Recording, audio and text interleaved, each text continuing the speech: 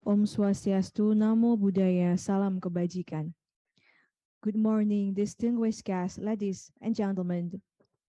The Honorable Rector of Universitas 11 Maret, Profesor Dr. Jamal Wiwoho SHM Hum.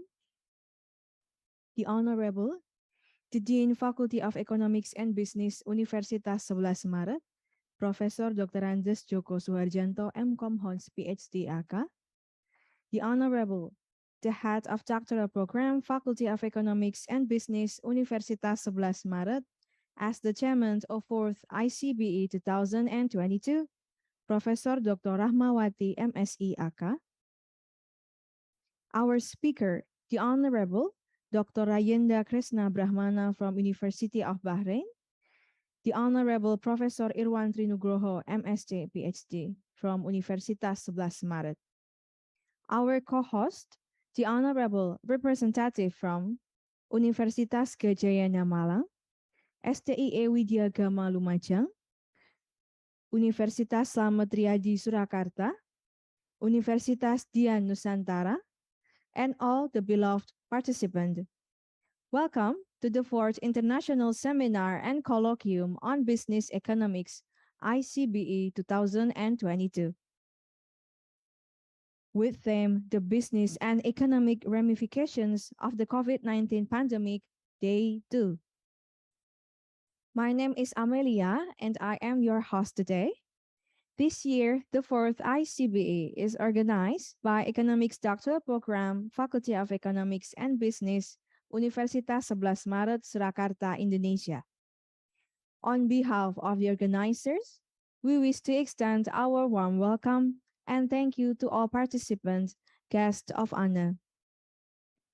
Ladies and gentlemen, on this special event, we have several agendas as follows. Begin with prayer, then continue to our main agendas, keynote speaker first session and keynote speaker second session. And finally is the announcement of 3 best paper and closing. Ladies and gentlemen, to start our conference for today, let's we pray. Pray begin.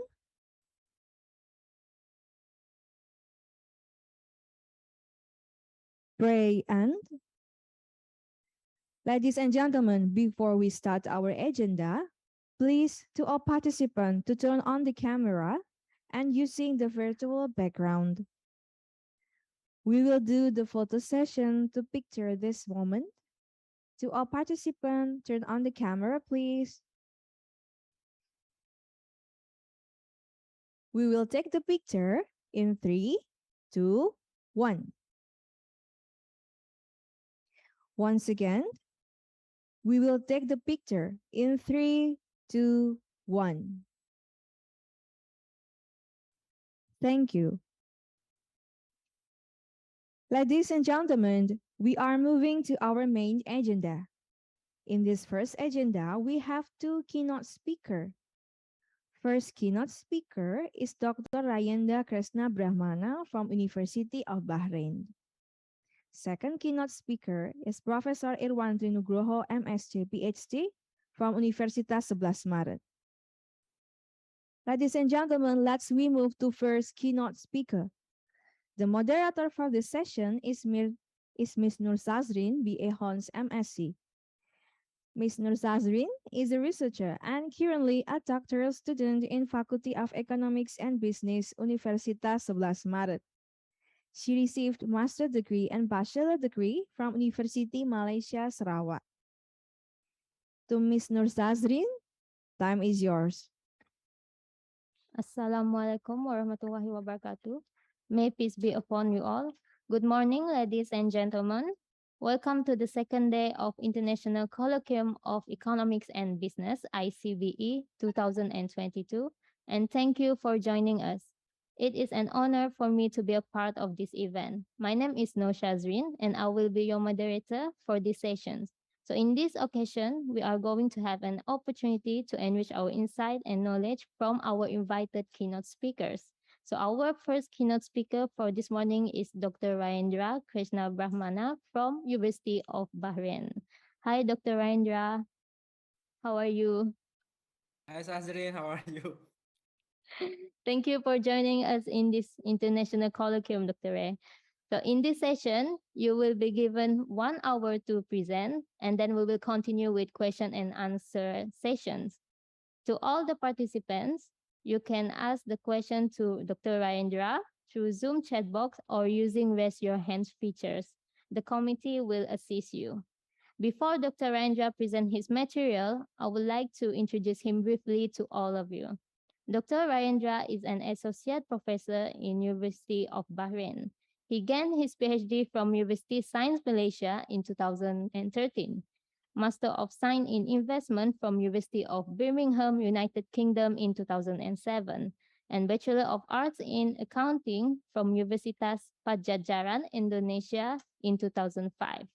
Dr. Raindra also published various articles in reputable journals, and his research interests are international financial management, behavioral corporate finance, personal finance, and also corporate strategy. So without further ado, Dr. Raindra will present his material with title Research Beyond Pandemic, Ideas and Insights. Dr. Ray, the platform is yours.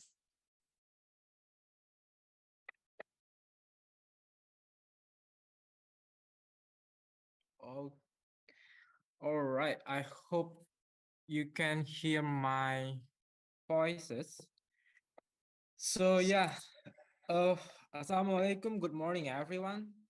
First of all, of course, thank you, Madam Moderator. Quite surprising. I thought Sahzrin in Unimas, but it's in UNS now. That's good, Sahzrin. And thank you. It's very good. It's a great honor for me, especially for the Dean, Prof. Joko, indeed, Prof. Rahmawati, and the program committee for this international colloquium on business and economics for inviting me to give this yeah, talk. I can say the talk. And thank you for everyone. Still bear with us in the second day. So today, I'm going to talk about my talk about research beyond pandemic ideas and insight. So before that, let me introduce about myself first. Actually, as Hazin told, as has read about my CV. So actually, I'm Indonesian. My Rainda Krishna Brahmana there actually it's Karonis. If you are from Batak, you know what Karonis means. So later on, in case it's very hard for you to ask questions in English, feel free also you can ask me on Indonesians if very hard for you to ask in Indonesians later on. Anyway, first of all, I have to apologize first to Prof. Ramawati and the committee because I made several changes with my presentations, and it was about at first it was about more on research methodology, but I think I have to change the title so it will be in line with the topic like what Prof. Corina and Prof. Ivan has presented yesterday, and but still the content is the same, but the how I the perspective is quite different. Okay, so then I think that because Prof. Corina already talked about and Prof. Even also already talked about digital economy and SDG, indeed talking about the COVID-19 pandemic, I think there's a more important, not more important issue. I mean, let us further elaborate what have Prof. Corina and Prof. Even have talked from yesterday, which is okay, now you already know about COVID-19 pandemic, you know about digital economy, SDG, climate change, and so on, like what Prof. Even and Prof. Corina has had introduced it to us yesterday. So how about that, how we can transform those idea that we got from Prof. Corina and Prof. Even to make become a good research. And then this is what my talk all about in this today's sessions, which is what are what is the research beyond the pandemic, and this is my ideas and insight that I want to share with all of you.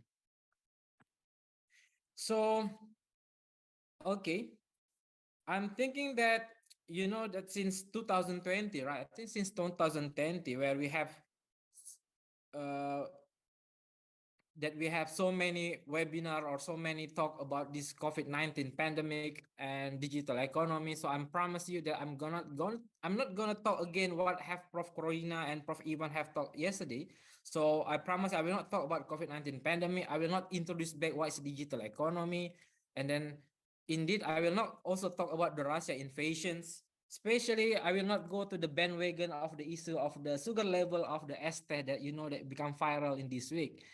What my thought is more on the research, what we can do with those topics, especially with the topic of pandemic and digital economy.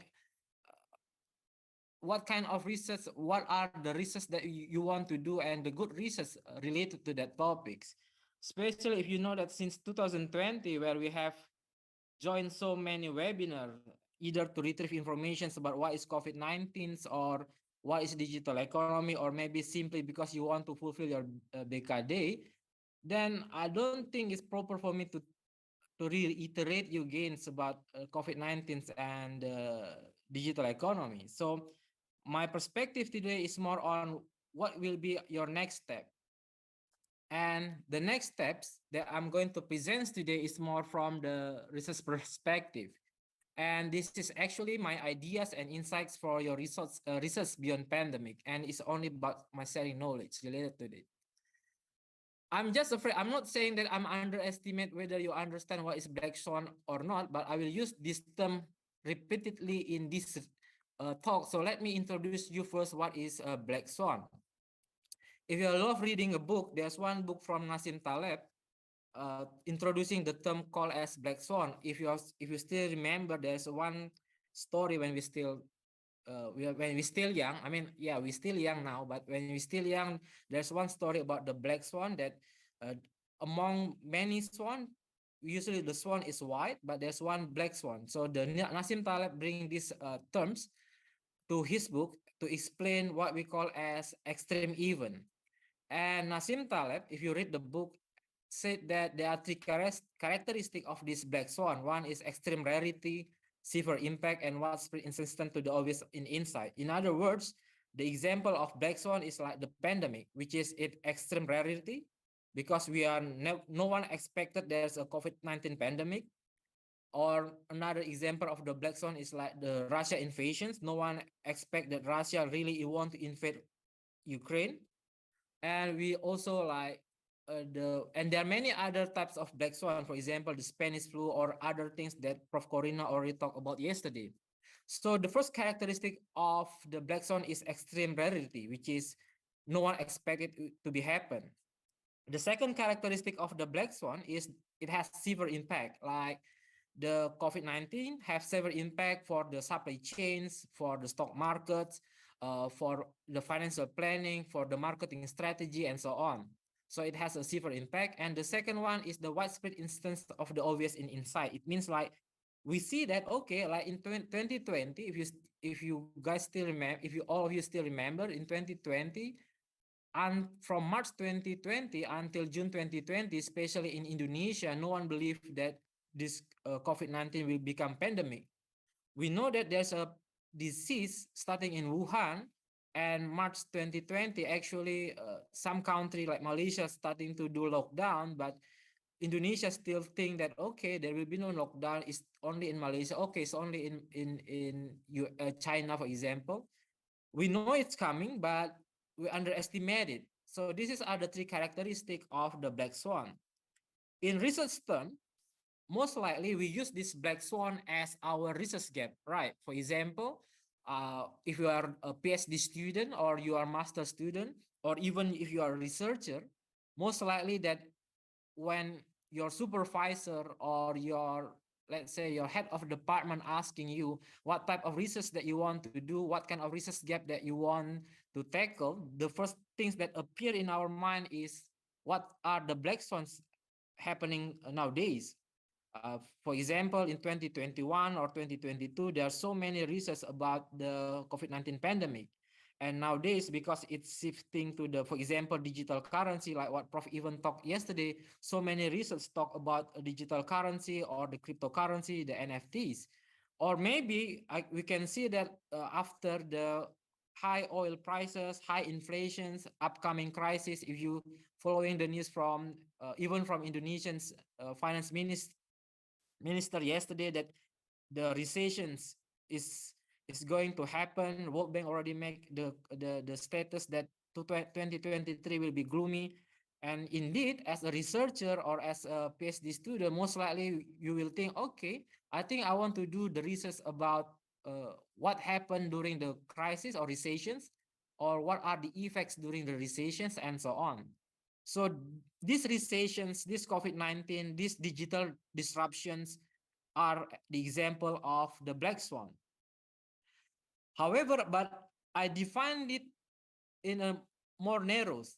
Okay, I define it more narrow. Let's say we use the term of black swan is a hot research topic that become buzzwords among the academicians, because we believe, or at least all academicians believe, it is rare and impactful. And in terms of you want to publish later on, most likely it's very easy to answer the questions from the reviewer or maybe from the examiner that, oh, why you want to do this research? And then you will say, okay, this is a black swan event.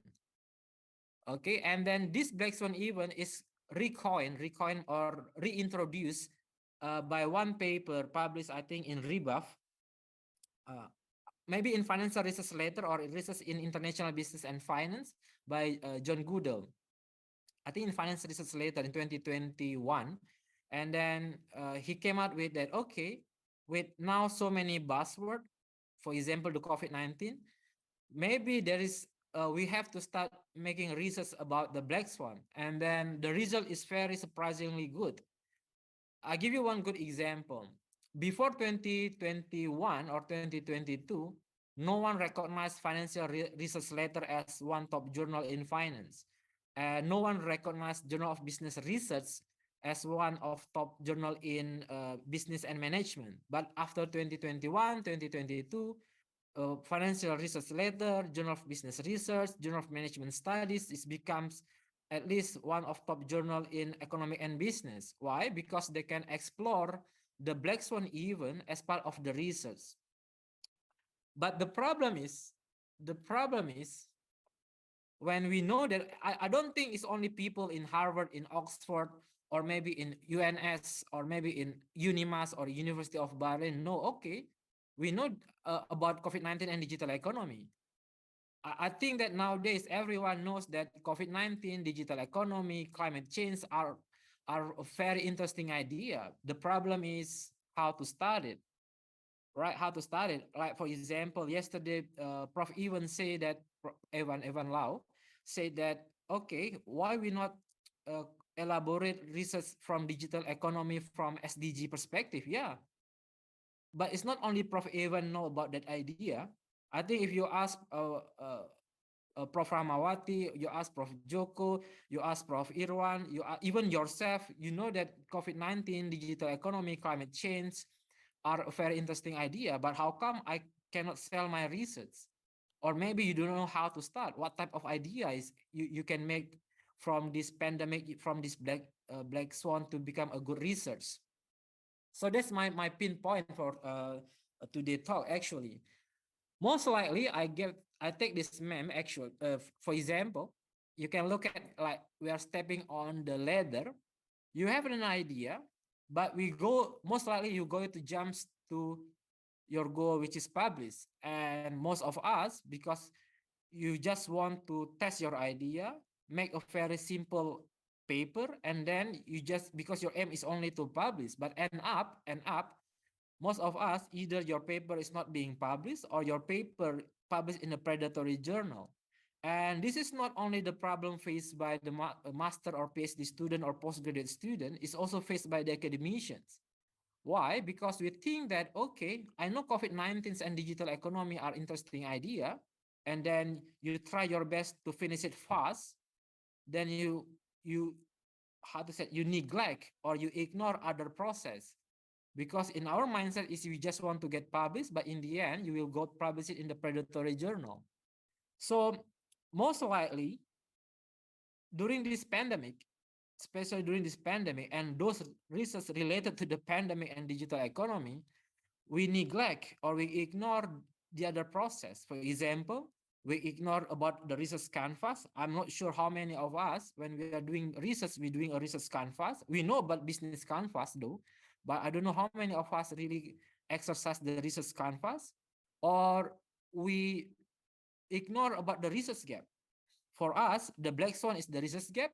I write it in the introductions, then I submit it. And then after 1 days, or maybe after 3 months, or even like, let's say there are many publishers like Indoor Science takes more 3 or 6 months, you got this reject. Why? Because your research gap is our, no, I'm not saying you, I say most of the academicians research gap is very weak.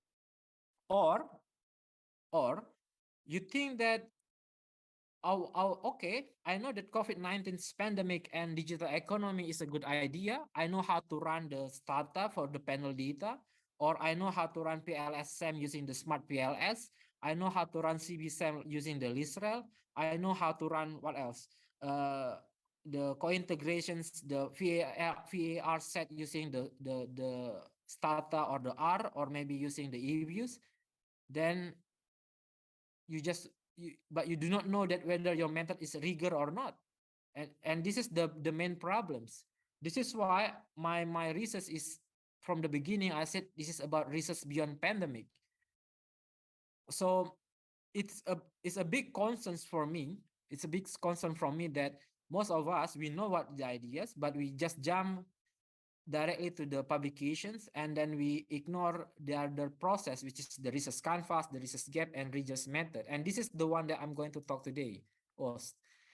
So ignorance is actually the problems. And we always see the black swan events like COVID-19, digital economy, climate change, a very interesting topic, but we ignore there are many competitions out there. We ignore our experience or other people experience or the peers experience. We ignore how to measure it, because for us, uh, anyway, this is only the ideas and insight. It will be a problem. It will be a big problems because we only want to got published with those topics, but there are at least three big problems, how to make sure our research related to these topics to get published, which is, I mean, in my opinion, it's about the competitions, it's about the experience, and it's about the measurements. And these competitions incurred or occurred because of the lockdown effect. If you still remember, in 2020 until 2021, many countries, including in Malaysia, you can ask Sahzrin after this, and even for us as a lecturer, there's no class, and then most of the class is online class, no need for us to commute to our campus, and then we use internet so much, and it makes other people can explore other research. I give you example. You can see now in the Scholar Google profile. Before 2019, many researchers, especially those who have a lot of citations, or those who just got many publications in 21, 22, their research topic before 2022 quite different or significantly different with their topics with 2021 and 2022. Why? Because like I told you earlier, we don't have class. And if we have class, we have online class. And then usually in our house, maybe you watch Netflix, but after you watch the Korea drama, like myself, I'm not saying you, like say myself, after I watch let's say the Squid Game, and then, okay, the Squid Game series finished, then I start to searching what kind of topic, and then I explore a new things. That's one a good example. And who are doing this is not only Rayenda, but there are many people doing the same things. And then also, because in Indonesian, you said gabut, right? Gabut. That we don't know what else to do, and then you really want to publish. Most likely, you become, how to say, you want to build your networking, and then you start to email people from other country to do research collaborations. And those who are doing these research explorations, research collaborations, most likely they can have research about these pandemic things. And you can check out in Scholar Google, or in Google Scholar, on the Scopus, on the WAS.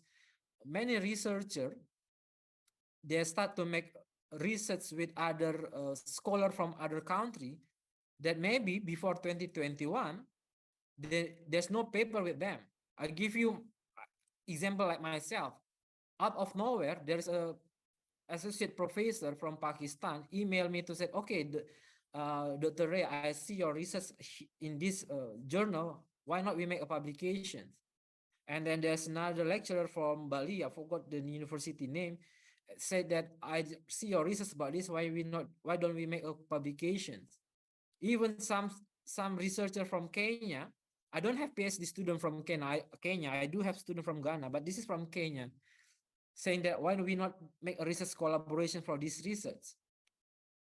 So it tells me that okay, actually the one doing this research about pandemic is not only me, or research related or to the pandemic, to digital economy, or especially during this pandemic, those hot topic is not only me.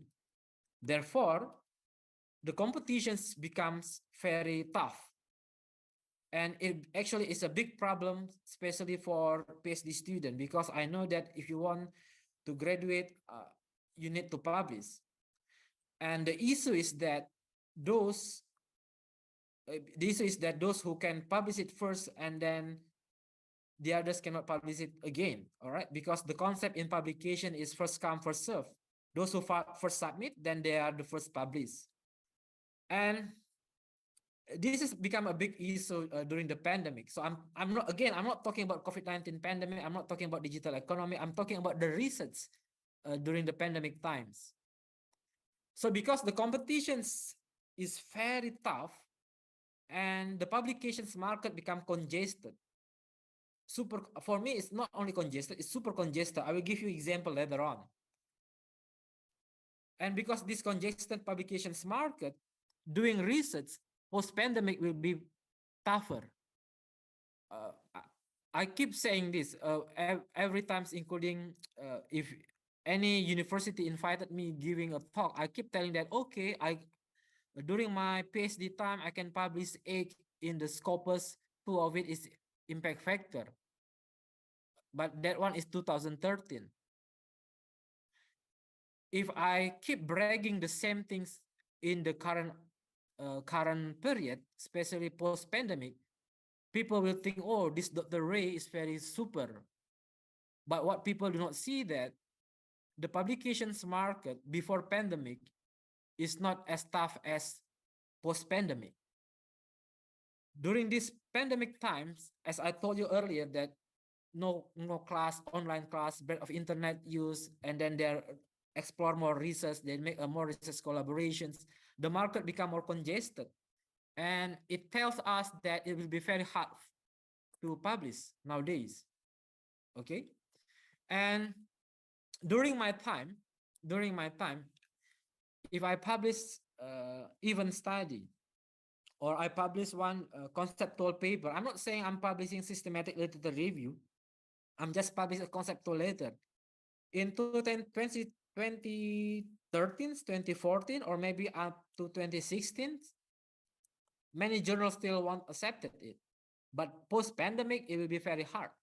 Why? Because there are so many improved statistical tools, or perhaps explore. And this is another big problems for us, especially for academicians, because just imagine that you are a lecturer and now you are taking PhD and you are not on your leave.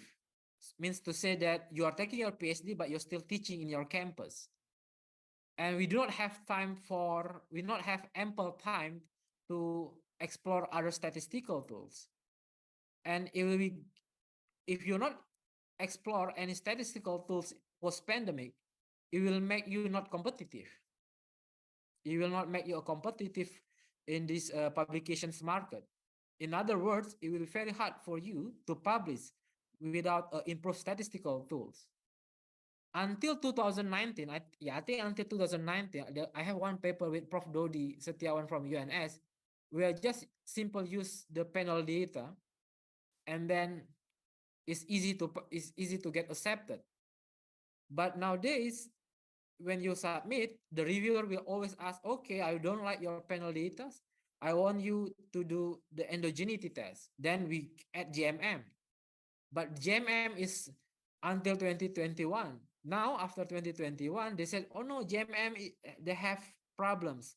Why you not take the copula? Why you not take the quantile on quantile? I'm not saying quantile least square. I'm talking about quantile on quantile. Why you not take the copula-based panel regressions, which is quite surprising because I'm not trained for that. So the consequence is most likely our paper got rejected, or again, back to this process, either we want to publish it but in the predatory journal, or we don't publish it at all. That's the problems. So I give you one good example. There are two papers. When I read it, actually it tells it's the same, or at least it has a similar topic, which is the Bitcoin usage behavior using the TPB theory by Achen 1967 or Fishman and Achen 1967. I forgot the theory year. So there's one paper here that you see an analysis of Bitcoin acceptance. But again, I'm telling you, this is either using, oh, this is using UTAUT. UTAUT is Davis, right? Davis 2000. So this paper published with the title Analysis of Bitcoin Acceptance in Indonesia. Another paper published in the Q1 with this different title. But actually, if you read both paper, they have same perspective, which is the technology acceptance model towards the Bitcoin as a currency. The, the difference is this paper, actually is this paper from Indonesia that I retrieved it from Scholar Google. It's a good paper, but end up only in the national journal. I think in Sinta 3, Sinta 3 or Sinta 4, I forgot it. But when you read it, this paper actually is quite decent, but end up only in the national journal. You compare with this paper, both of them is actually good paper, by the way, but end up in the Q1 paper. Both of them have the same idea, the Black Swan event, which is about the cryptocurrency and about the Bitcoin. Both of them has the same perspective. It's about how to test TPB, theory of planned behavior, or technology acceptance model in the context of Bitcoin. But if you look at how come this paper end up in a national journal, but this paper end up in the Q1 Scopus journal. General retailing consumer service is one high impact journal. It's Q1, even maybe now in Dicty, they call it as not Q1, right? The first percentile journal. This is one of the example how the market in publication is very congested. And most likely, it's because one paper has more improved statistical tool compared to the other ones. This is the same story why Manchester United can win Premier League again. Because Manchester City, I'm not Manchester United, Manchester City. Because Manchester City knows how to compete. It's same with academia. Publishing COVID-19, digital economy, or any other topic is about know how to compete. It's like the corporations. Those innovative firms will win competitions, and those researchers with innovations in research will publish better. So if you look at this example, it's very obvious.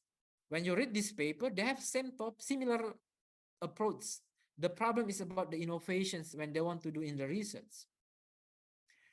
And innovations can be defined, I mean, in the research, I think you know about this, is about theoretical gap and statistical tools, right? That's our innovations when you want to publish a paper.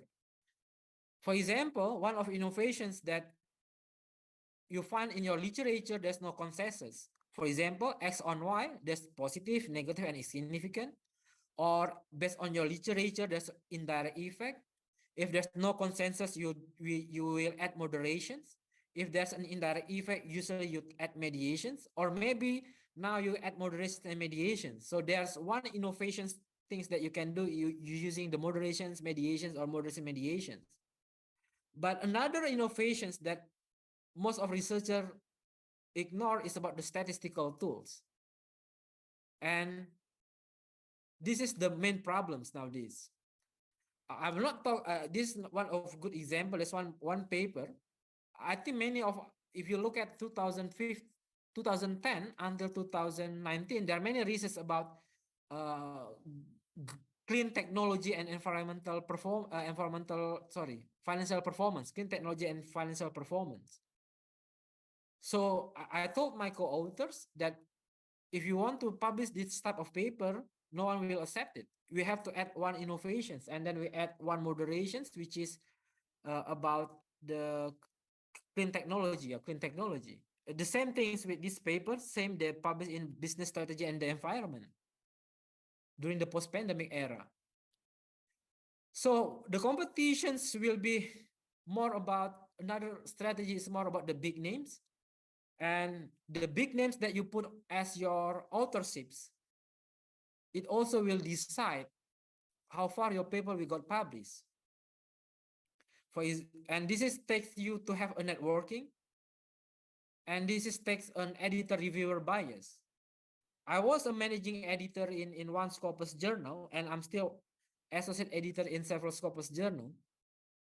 When I see someone submit to the journal and I look at, oh, this is a big names, and then I will give a chance for the reviewer to review it. Even maybe that paper is maybe just so-so. Just so-so, it means that just meet the minimum criteria. If you look at nowadays 2000, especially post-pandemic, most of researcher, for them to survive in the competitions, in the competitive publication market, they will add a big names. And I give you one good example. This is one of our paper with my collaborator in USM, Science Malaysia. We plan to make one research about spillover effect in NFT market. And then I told him that, okay, before we make the research, let's us recap first the research about NFT. And surprisingly, you can look at here, we thought that no one doing NFT spillover. But after we recap the paper, that doing the literature, the literature, we found out that so many similar research doing NFT. And then you look at the names. Michael Doling names is there, and even Michael Doling has 2 papers. Yarofaya has 1 paper about NFT. This Umar, if you extend at all, there's Brian Lucy names over there, big names. And then it's very congested market. So I told my collaborator, if you want to do research in this post-pandemic, you do the same things, which is about NFT spillover, most likely you will get rejected. Why? Because the market is congested. So it's about what will you offer, which is the innovations. There is one research, actually I got this from Twitter, and then you can check the research from this paper. There is a massive status bias in peer review, which is 534 reviewers randomized to review the same paper, revealing that low status, high status, or neither author, 65% reject the low status, 23% reject the high status. It means like this. This research is all this research that they present here is that most paper is actually the same. From the paper is the same. The approach is the same. The difference is only one coming from Harvard University, and the other authors. One paper comes from the authors from Harvard. Another paper example from the low tier university in Indonesia. So they send to the reviewer. They want to see whether they accept or reject the paper. When the reviewer see the name from the low tier university, 65% of this good paper got rejected. But those papers from Harvard University, remember, the quality is the same. The difference is only one from Harvard, the other one is from low tier university. The low tier one, 65% rejected, but from Harvard, it's only 23% rejected. So this is what we call as the review bias. And this is happening post-pandemic. And this is why I raised the issue about research beyond the pandemic. All right. Due to the limited time, I thought we'll focus on methodology innovations. So, okay. So let's recap the literature first. I know that this black swan event is a very interesting topic. No, I'm not denying it. In fact, that I really love when I see the theme of the conference is about the pandemic, because it's still a good topic. There's one research from PNAS made by Ioannidis et al., as you can see in my slide. Per 2022 second quarter, actually based on, I look at in the Scopus database, there are more than 30,000 papers about COVID-19 pandemics. And most citations from 2021 until today is dominated from COVID-19. In other words, if you have a paper about COVID-19 pandemic, most likely your paper got cited. And it increased your H index, isn't it? And as a researcher, we really want this H index, right? And the same things with the cryptocurrency. More than, I think more than 20,000 papers about cryptocurrency or digital economy, either about NFT, DeFi, digital strategy, digital transformations, industrial revolution, like what Prof. Corina presented yesterday. It's a good topic. But as you can see from my slide, there are thousands of papers already published. This is the things that I told you is a congested market. So research beyond pandemic, it will be tougher. It will be much, much more tougher.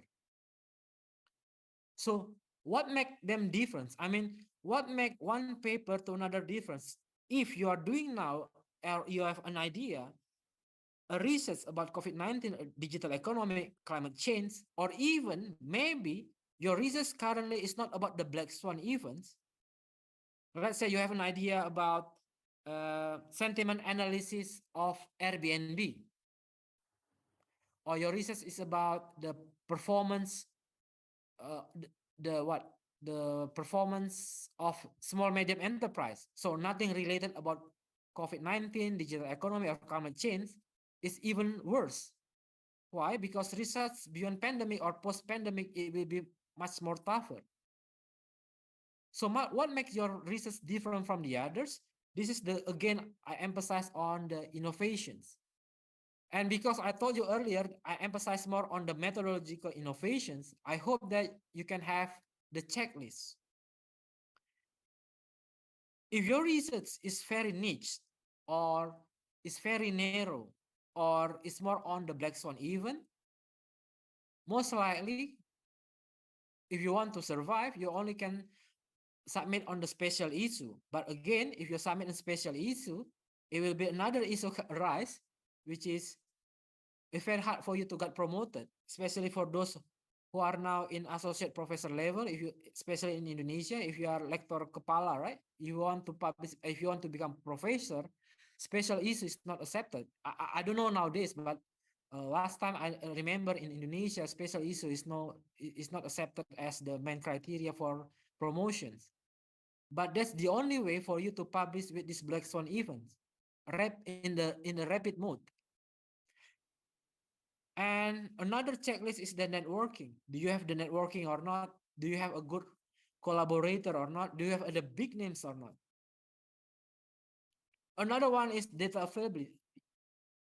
Data availability. For example, there's one paper I make one literature review for a paper about Bitcoin, and then there's a lot of study about Bitcoin hoardings or attentions or another behavioral study about Bitcoin. And surprisingly, that Yarovaya, Prof. Yarovaya published a recent paper in 2022. And then I look at, wait, how come she can publish again about hoarding behavior in Bitcoin?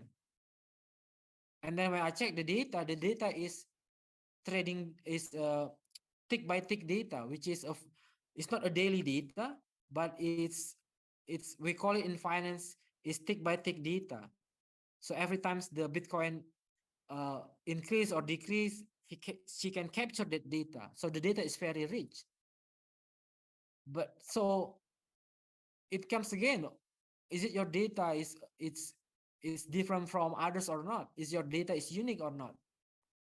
And then another issue is about experienced econometricians. This is the innovations about your research tool. Is it your research still using the PLSM, or is it your tools?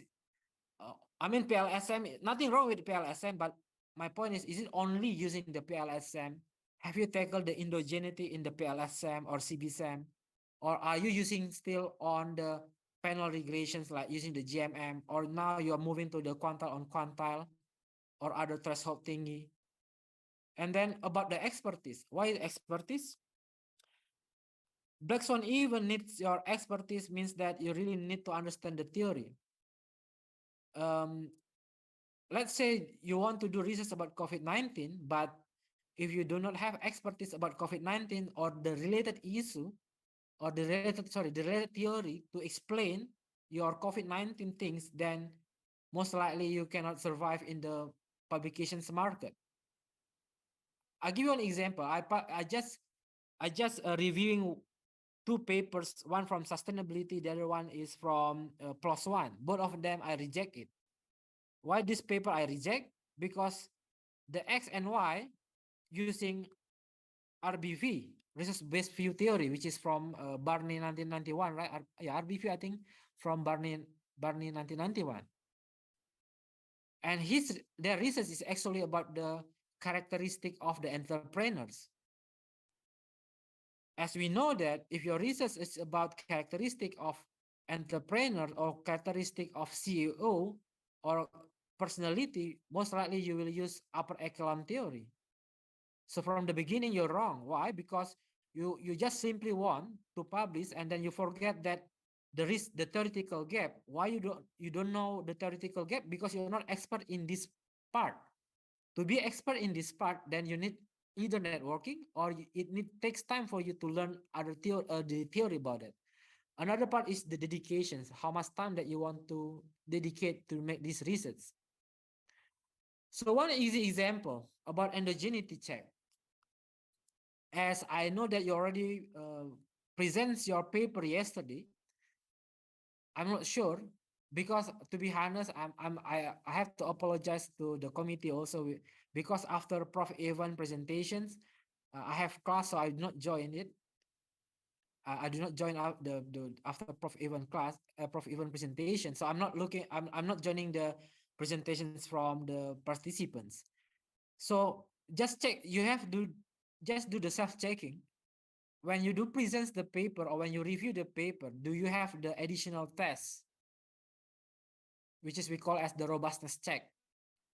For example, do you have at least do you have the subsampling? Do you have alternative measurement for your X or your Y? Or do you have additional approach? For example, okay, I'm doing PLSM, but I know now PLSMs move toward the copula base. Do I provide the copula base or not?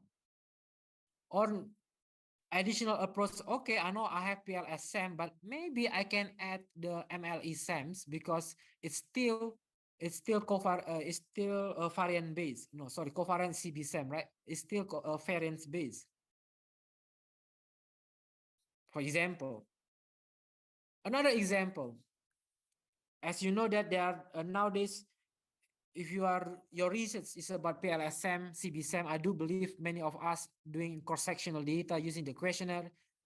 We keep talking about PLSM using Smart PLS or RAP PLS, or you're using Amos or LISRA for your CBSAM. Since 2018, you can look at those paper that published 2018. There's a surging issue of endogeneity in cross-sectional data using the PLSM, which is if you read this paper, they are using more on the copula base. For your information, if you are in economics, in economics field, actually copula base is more on distributions problem. And then we already talked this cross-sectional endogeneity problem is already being published since 1980s, but it's new for those who are doing PLSM. There's one paper, did I make it here or no? There's one paper that used by my student, that is Sahzrin Friends. I don't know if Sahzrin still remember him or not, Azra Tilai. doing cross-sectional data for farmers, paddy farmers. And then I asked him to add endogeneity test. And he said that how I do the endogeneity test, use the two-state least square. And then he asked me, is there any paper about two-state least square in cross-section? And then I gave him one paper published in 1985. 1985. So this, just imagine that in this congested market, you don't have endogeneity test for your cross-sectional data, especially for those who are doing PLSM. I'll give you another example. I have a friend in UMP. Uh, I don't know whether you heard of him or not, UD Fernando. He's my PhD. We take PhD in the same times, and now he's attached in University Malaysia Pahang. So he emailed me that, Ray, do you know anything about endogeneity using copula? And that's quite surprising for me, because I asked him why Pak Yud, because he's also Indonesian. He said that the editor, not the reviewer, the editor asked us to add endogeneity tests either using copula or TSLS. And then it's quite surprising. And then I asked him, what happened if you not add it? Most likely we got rejected. Another issue is when you are doing the time series data or panel data. For example, if you are doing spillover or interconnectedness, are you using now TVP-FAR, or you just using the simple VAR? Or you're using value at risk? Are you using the peak over threshold method or the GPD or not? Or you're using shift of risk, you are using the stochastic dominance or not? This is for those who are doing time series and panel. Or other research, are you using copula, quantile on quantile, threshold, or non-linearity? And this is are now happening post-pandemic. So there's no point. You have a black swan event or other event, but if these terms is actually a new terms for you, because now the market is very congested. And there's a rising of predictions or predicting or sentiment analysis. For example, machine learning based predictions, NLP, natural language programming analysis, or sentiment analysis using the Twitter and Facebook. There's one good research I read in the Journal of Management Study or Business Research. He's using about the pricing strategy using the sentiment analysis in Twitter. And the data, he do data scraping from Twitter for Airbnb, and then he can make one research about digital market. Yeah, I can say digital marketing related to that. In other words, now I cannot imagine that how can he think further beyond that. And then again, like I told you, that research beyond pandemic is really, really scary, because the what you call it, the competition is there. And indeed, if you want to learn this, the key point is Python. In fact, myself, I dedicate myself since November or October 2021 to learn Python from the scratch. Because I think that if I still want to survive, especially because my field, like what Sahzrin said, Miss Sahzrin said, my research is about finance, and then I see the conference, one keynote from Prof. Sendil Mulanaitan, and there is one keynote from, who's the Nobel Prize winner, Engris, from Prof. Engris, saying that nowadays research in finance move toward the ML space, so it will become a big problems. It become a new research. I give you example, forecasting of cryptocurrency pricing using machine learning. I know there's one Prof. Irwan student in UNS, I forgot his name because I reviewed his paper in one conference last year, also doing the sentiment analysis, which is, I think, is really good. And now you can look at even cross-sectional data, psychological impact of COVID-19 on college student after school reopening using machine learning, using the NLP, natural language processing, COVID-19 pandemic. So beyond pandemic, what we learn? Okay, what we learned. So there will be other black swan events. There will be another shocks fitting our research gap. So after, I believe that after this COVID-19 pandemic, after this industrial revolutions things, there will be another shock. For example, early of this year, suddenly Russia out of nowhere invaded Ukraine.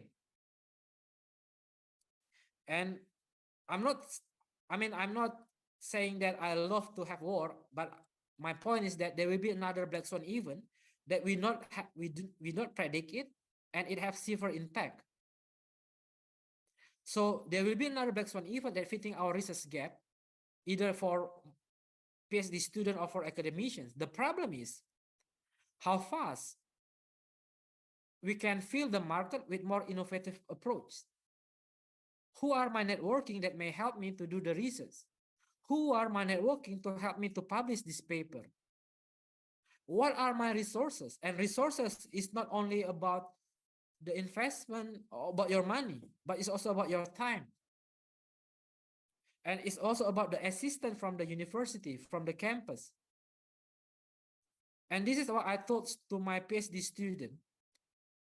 Anytime there is a webinar, especially related to research conducted by the university, conducted by the faculty, and it's free, you have to join it.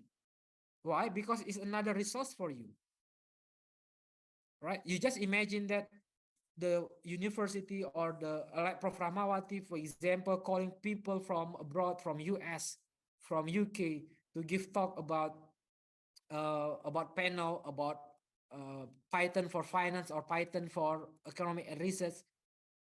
And usually people who have to pay 2,000, 3,000 dollars for that research. Now you have it's free for you. So you have to attend it, no matter how busy you are. Otherwise, you will not compete. You cannot compete in the congested market, and you cannot catch up with the new approach.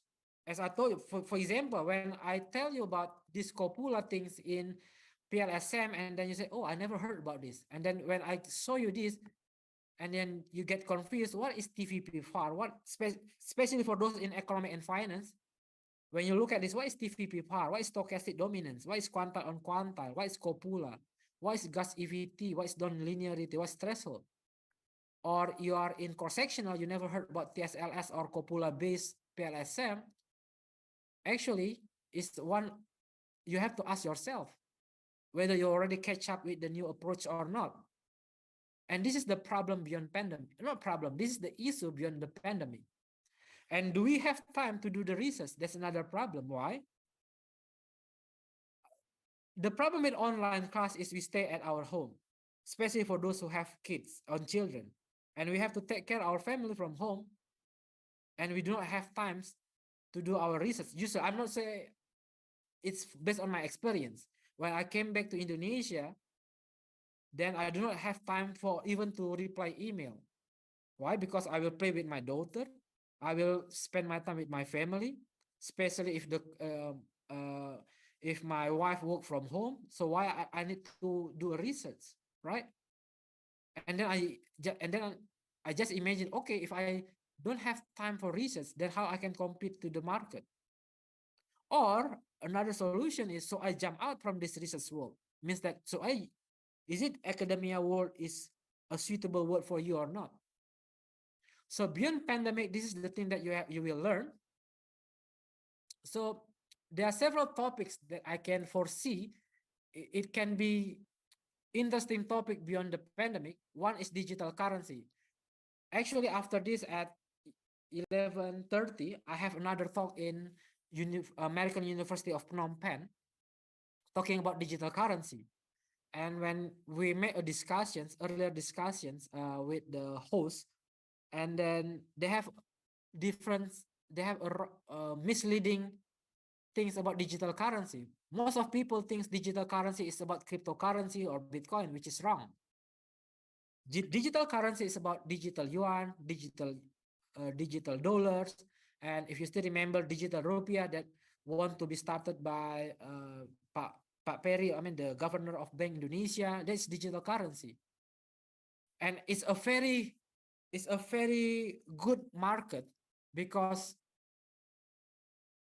even the central bank, the Bank Indonesia, the Fed, or even Central Bank of Bahrain, they want to make a research first about digital currency, about the acceptance of digital currency, about whether people, about the cybersecurity of digital currency, especially in Indonesia context. Is it after the Bajorka case?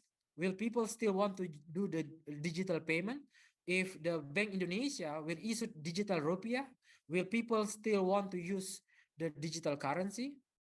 With this very weak digital, with very weak cybersecurity, will people will believe that there will be no problem with digital currency? So this is a good research for the future, in my perspective.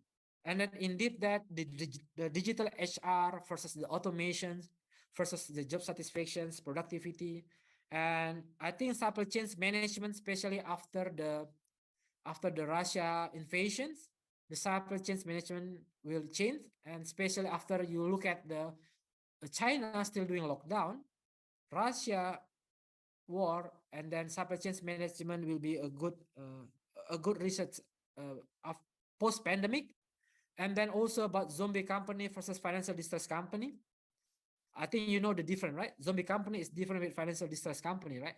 Financial distress company, you're using the Altman Z score. Zombie company is those company that in Indonesia you said what? Hidup segan mati tak mau, right? That you measure it using the times interest earns ratio. And then research about animosity, populisms, patriotisms versus the globalizations or localizations, especially towards the immigrations and towards the immigrations, like what happened now in Russia. And then crisis related behavioral study. For example, okay, 2030, there will be, the World Bank said there will be crisis. What will be your financial planning? Are people will pursue frugal living or not? Will company have more cash holding or not? Will small medium enterprise uh, will survive or not? So there will be crisis related behavioral study. Digital marketing will be more on sentiment analysis and NLP, and study about ethical and climate change disclosure versus greenwashing. So this is our, I think post-pandemic, the research will be moved toward on these topics. So research beyond pandemic is not about the record, but it's about the hand. I have, this is my last two slide before I end the talk. So when I came, I just remember when I came to one sport store, and then I asked, I want to buy the badminton racket. So I asked the seller, is this racket is good or not? And the seller told me that, do you know that even Taufik Hidayat, using a very lousy racket, he still can beat you and give you 0 point. So he said that it's not about the racket, it's about your hand. So back again, research beyond pandemic is not about the pandemic, it's not about the black swan event, but it is about how we find the gap in the pandemic, how we do innovations during the pandemic. And if you know the movie from Forrest Gump, he said that life is like a box of chocolate. You never know what you're gonna get. So black swan events are good topics, especially to increase your research profile, but it's not the everything. You never know the performance of your black swan event. Means that you never know the performance of your publication. Oh, okay, I want to do research about financial planning or frugal living during the crisis. But it's not guaranteed for you to publish in good journal. And it's not guaranteed for you, let's say you publish in Q1 paper, a Q1 journal, your paper got a good citations. Another one is about, I want to tell you about US and USSR astronaut. I don't know whether you have heard the story about the US and USSR is the Russia country before 1992, right? Astronaut. So they have one problem, that how to write in outer space. How to write in outer space. US has to spend so many billions of dollars to find out a technology how to ride in outer space. Meanwhile, Russia, they're not spending any money because they just realized if you are using the pencil, not ink, you're using pencil, you can write in outer space. So it means that, yes, you have a good research about COVID-19, about digital economy, like what have been proposed by Prof. Evan Lau and Prof. Corina yesterday, but it's again how you reach that objective. What is your research approach? Do you have the innovations or not? Is it your method is good or not? And research beyond pandemic, because it's a congested market, this is my suggestions. You need to be read and read. Why? Because it's very important to understand the theories and literature gap. Research-based view theory is not finance theory. Technology acceptance model is not finance theory. Technology acceptance model from Davis 2000 or Venkan test 1998 model is not finance theory. It's technology management theory. But how can I know? Because I think that if I want to make paper related to digital economy, I need to understand about technology acceptance model.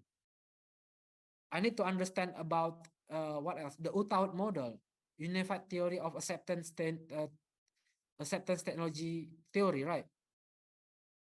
So even though then it means like that's disciplinary. If you're in marketing, if you're in economics, you're finance, if you're in accounting, it's very important for you to read further or beyond your research field. Otherwise, you cannot survive beyond the pandemic, post-pandemic. And then lastly or finally, I want to say that research beyond pandemic need you to master about research, and to master the research, you need to train. And there is one rules in training that if you read the book from Malcolm Gladwell called as Outlier, he said that it needs 6,000 hours of training to make you as an expert. So we have seen the competition in research market, and it takes hours of training to make us the expert. So there's no shortcut for that. So if there's no other pandemic or black swan event, will other academicians or practitioners refer to your research? That's another story. Or this is actually a trivial game in academia, which is I always say that in many of my talk, publications, no matter what is the theme, COVID-19, digital economy, industrial revolutions, COVID-19, IR 5.0 now. Publication will be only a game. The problem is how well you play the game. So let me end my talk up to that part, which is, so we chase a publications about this COVID-19 or digital economy or other topics. That's all from me. Thank you very much. I return to Sazrin. Thank you very much. Thank you, Dr. Rendra, for the insightful presentations. It is interesting material for all of us, especially it's related to the ideas on what to include in order to publish the paper. I agree that some area or topic that we need to look into. Since this is a pandemic or digital era, almost every researcher think that they need to include this effect on their research. So it is quite challenging to us to find novelty. And you also emphasize that we shouldn't neglect other area as it could be our research novelty. So this is great. And I'm sure the participants gain a lot from your presentations. And now we move to the question and answer sessions. I believe that there are questions from the participants, and also you can ask Dr. Rayanda in Indonesian language or Bahasa. Any question from the floor or the Zoom? There are one participant raising her hands in the Zoom.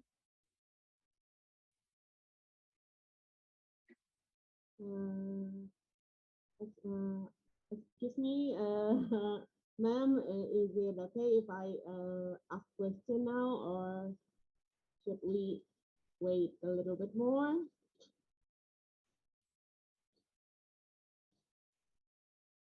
Hello. Excuse me. Is my voice clear? Yes, clear, Miss Thank Angelia. you. Yeah. Can I ask Mr. Rayandra right now, ma'am? Yes, sure. Thank you very much, Mr. Rayandra. It was very interesting topics, and I really gained much from there, especially about research. And sir, I would like to ask you or your perspective, or maybe your advice or your suggestion, sir, about the issue in recent popular development. What most the matter issues that we should be careful about recent popular development, sir? That's all question for me. Thank you very much.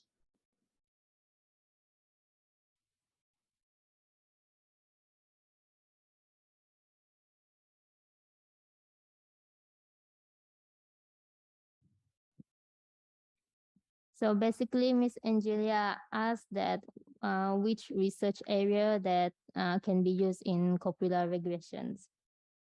Yes, the most yes, and the issue that we should be careful the most in this era or in this recent era, like that. You may answer that, Dr. Ray.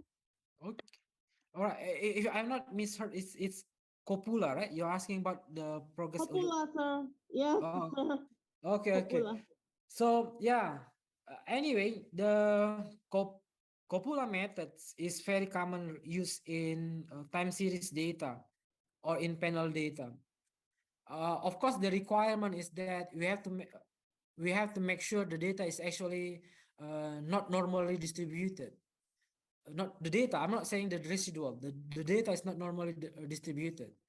So in time series itself, copula is not a new things, or in panel data, copula is not a new things, because since I'm doing my master in 2000, 2007, if I'm not mistaken, I have learned this when I'm doing master about the copula things. Then I know that every times that the data is not normal, you can shift to the you can shift to the copula, because you want to make sure that you tackle the non normal distributions things.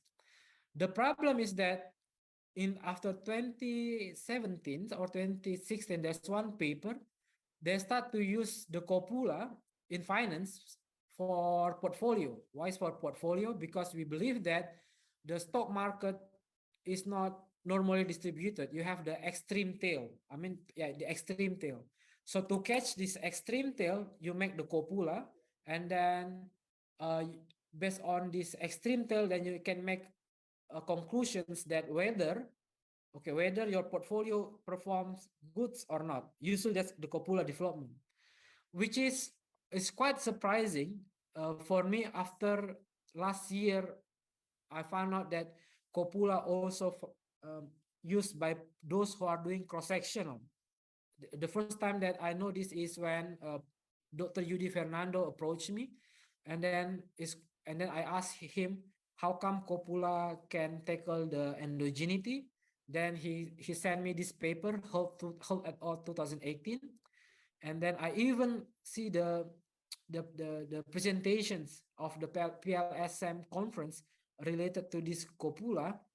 So my point is that copula previously is only for normal distributions in finance and economics field, and now it's used in portfolio in finance and economics field. However, in cross-sectional, copula is more on tackling the endogeneity.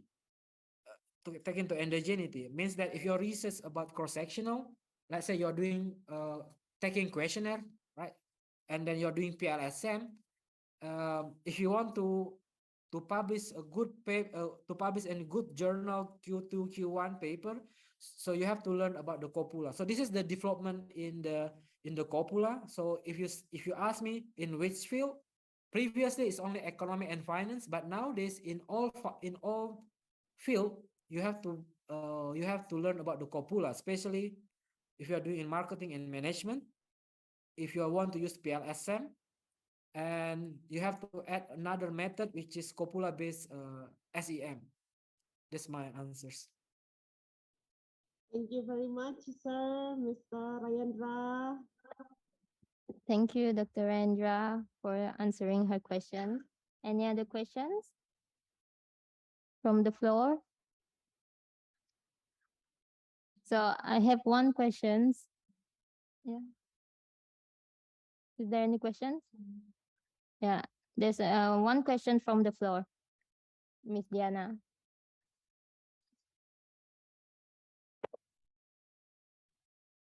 Okay, thank you for the time.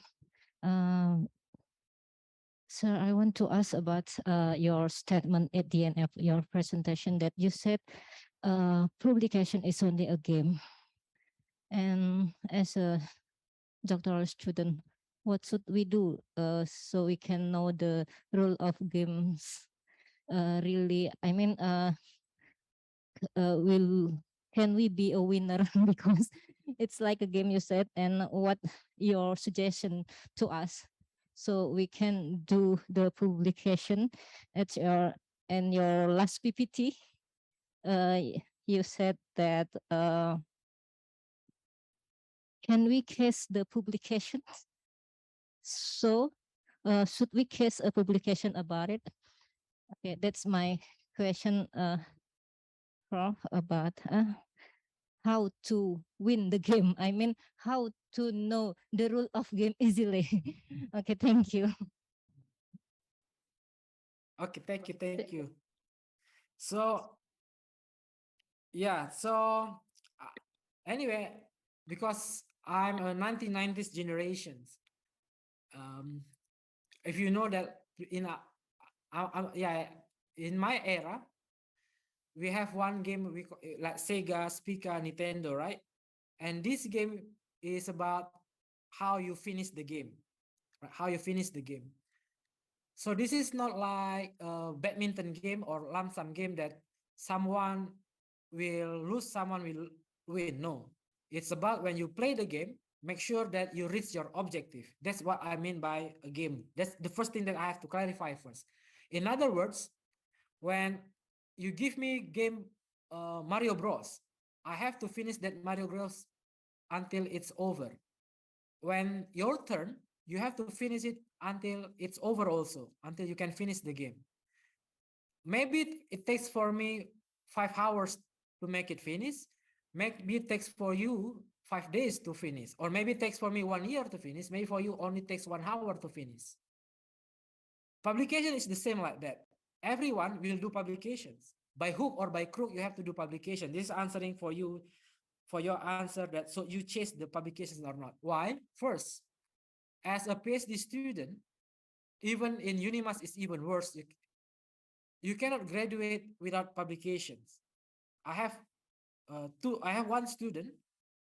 He she already five in Indonesia is like sidang tertutup.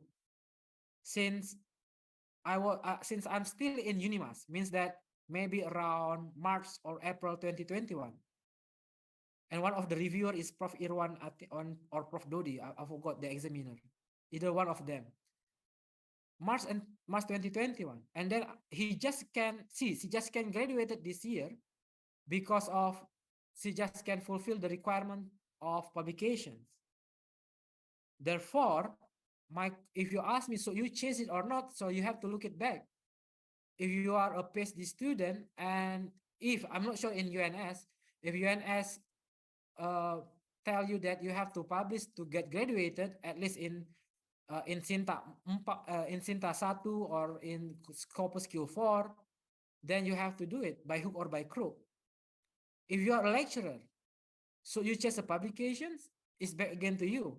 Whether you are satisfied as an assistant ahli, or you're satisfied with your job as a lector or lector kepala, or you want to be a prominent researcher like Prof. Ramawati or Prof. Joko. If you want to be a professor, indeed, you need to have a publications. The problem is that, like again, like your questions, the problem is that how you play the game. When I play the game, my versions of Mario Bros is very easy. But the new versions of Mario Bros now is very hard. So the publications during my time is quite easy. So you don't get surprised, oh, Dr. Ray, you have 60 scopus, or Dr. Yudi, you have 90 scopus, or Evan Lau, you have around 70 scopus of, and so on. Our time is different with your time. And then it gives you another problems, right? So the problem now is how you play the game. Then you have to need to know the strategy. And to know the strategy is takes another talk, of course.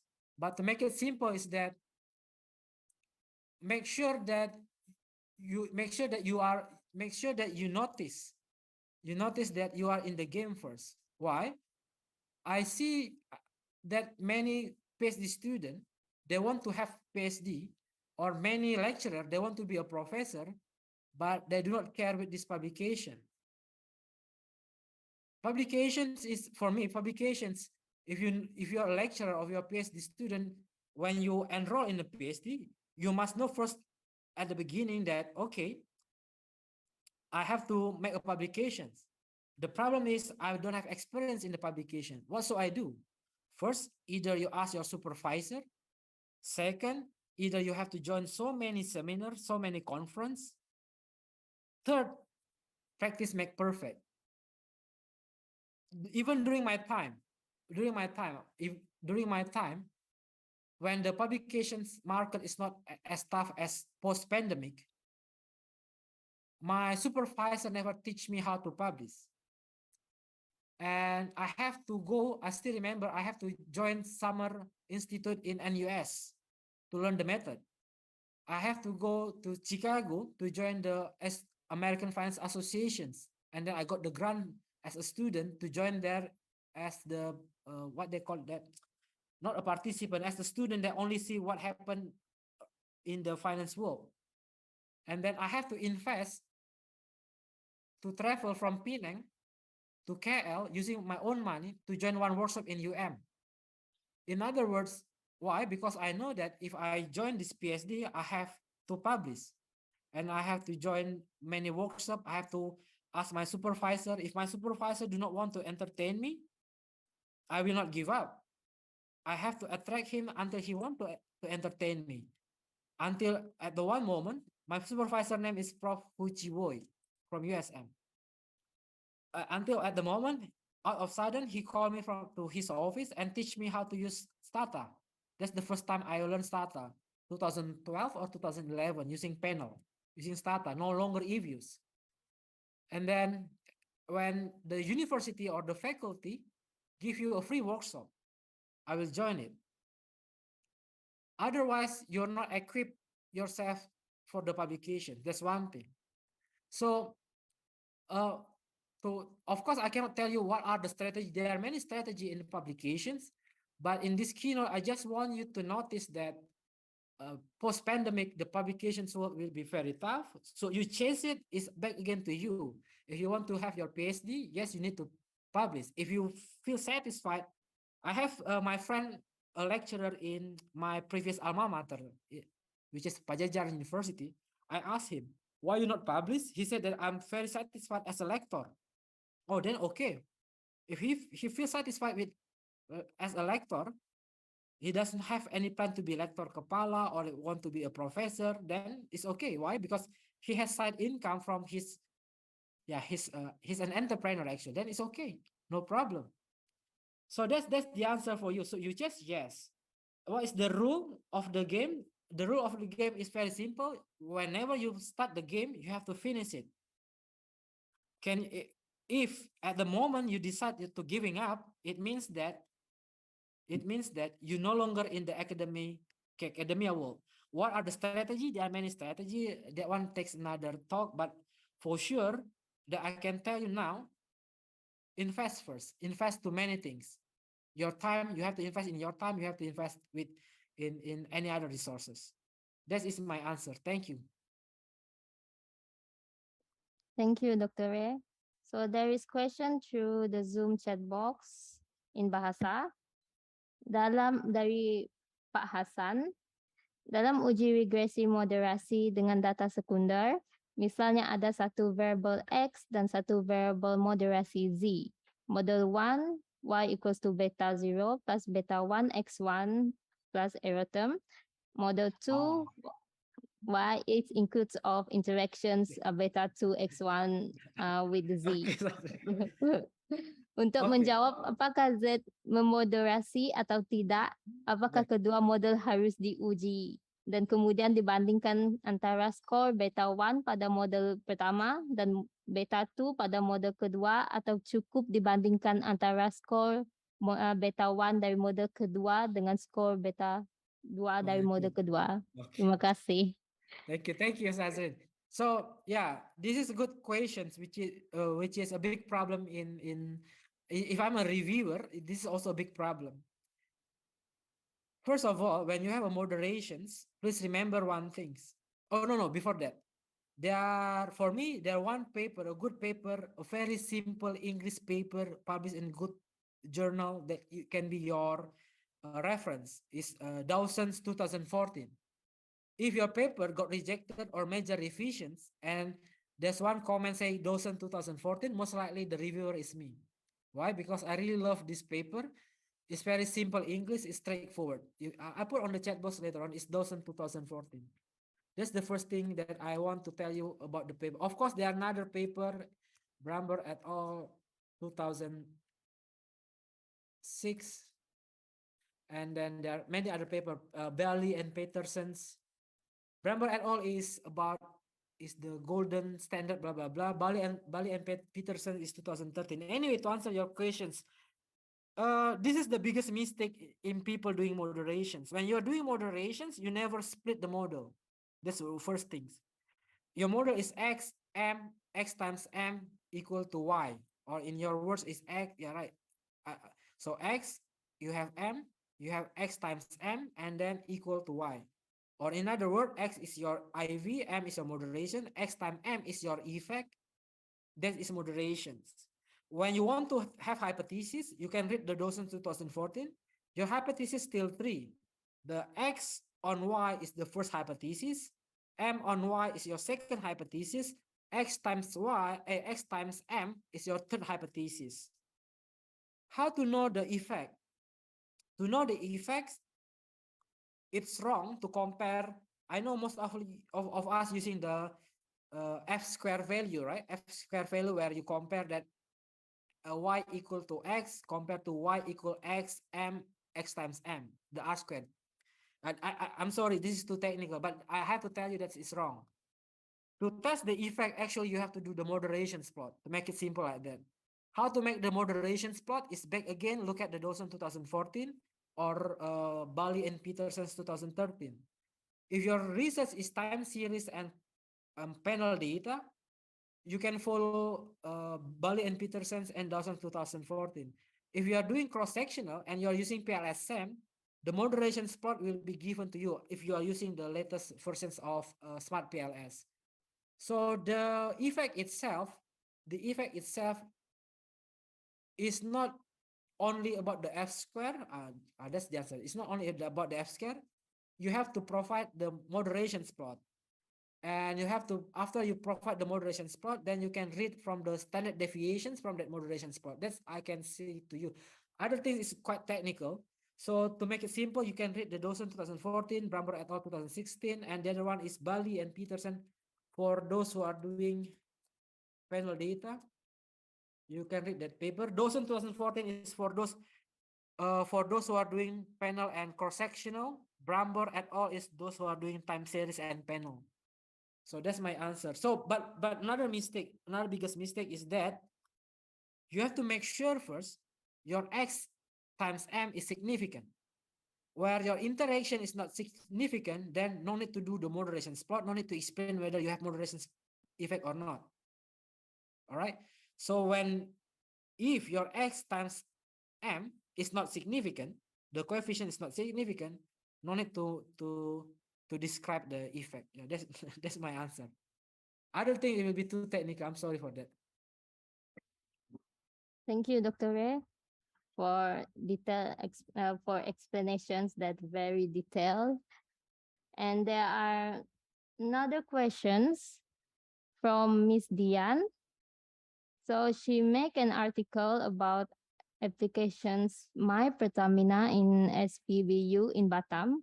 So My Pertamina is technology applications will apply for control the subsidies petroleum.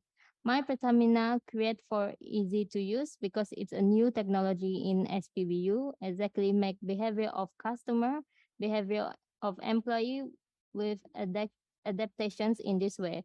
So she used the theory of planned behavior, theory, reason, actions, analysis by SEM PLS, my population customer SPBU in SPBU. So the if she published this research in international journal, what should she do? Or could she find any other novelty? Or you can suggest to her. Okay. So yeah, this is my first suggestions. When you digital payment or any type of this digital thingy is quite extensive. Currently, is quite extensive. Either you're using, I think, Nazrino, you're using Sarawak Pay or you're using the WeChat Pay, you're using the Alipay and so on. It's quite massive. The research, the research literature nowadays is quite extensive. The yes, if you want to use, if you ask me, is it a good research?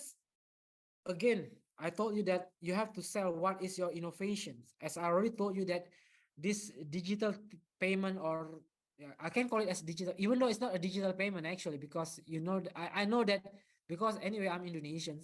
The digital Pertamina is an apps to show whether you can use the subsidy or not.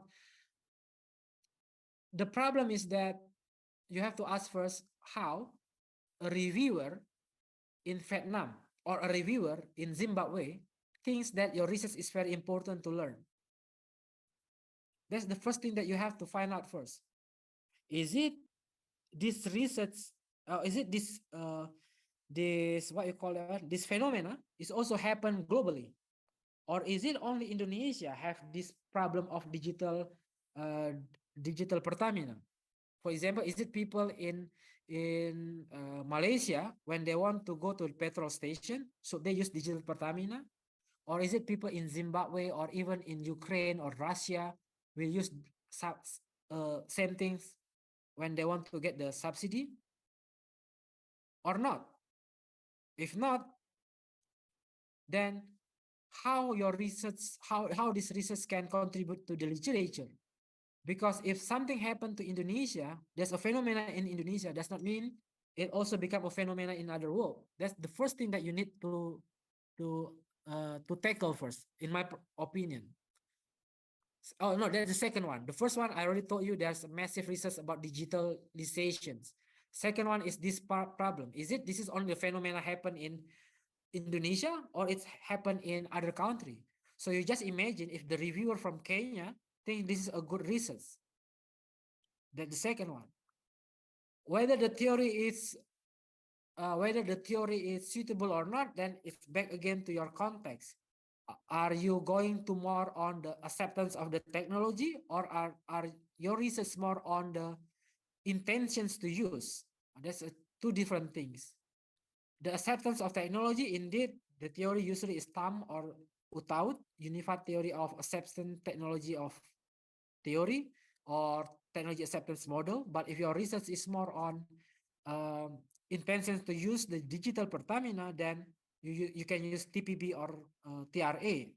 But I don't think digital Pertamina is about intentions to use, because if you're not using the digital Pertamina, you cannot get the Pertalite, right? I forgot. Yeah, the subsidized petrol. So this is the third thing that you have to remember. You have to tackle thing.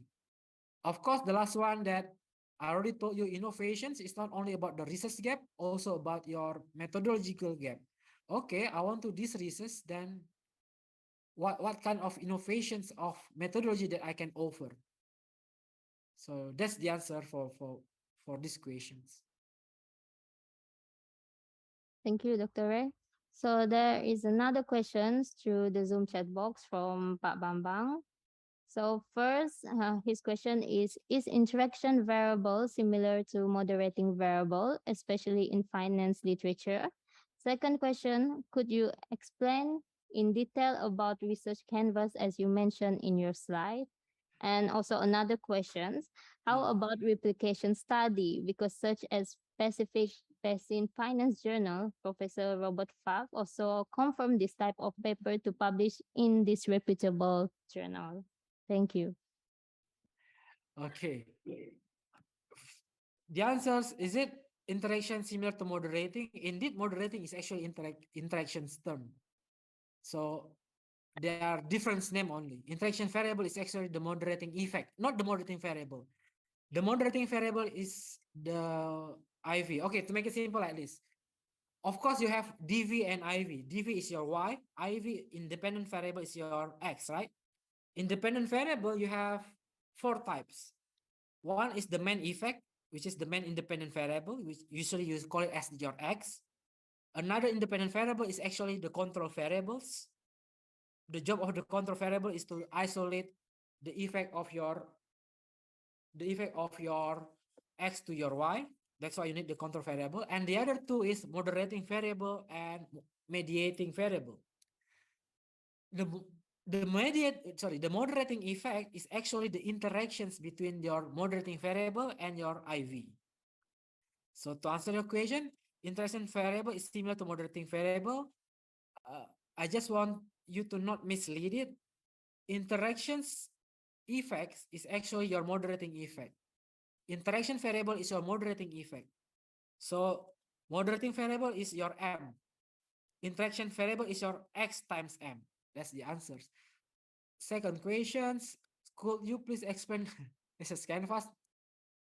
Research canvas, I think last year or this year, UNS, either I forgot who invited me, either Prof. Dodi or Prof. Iwan invited me for giving the talk. That one is another big sessions.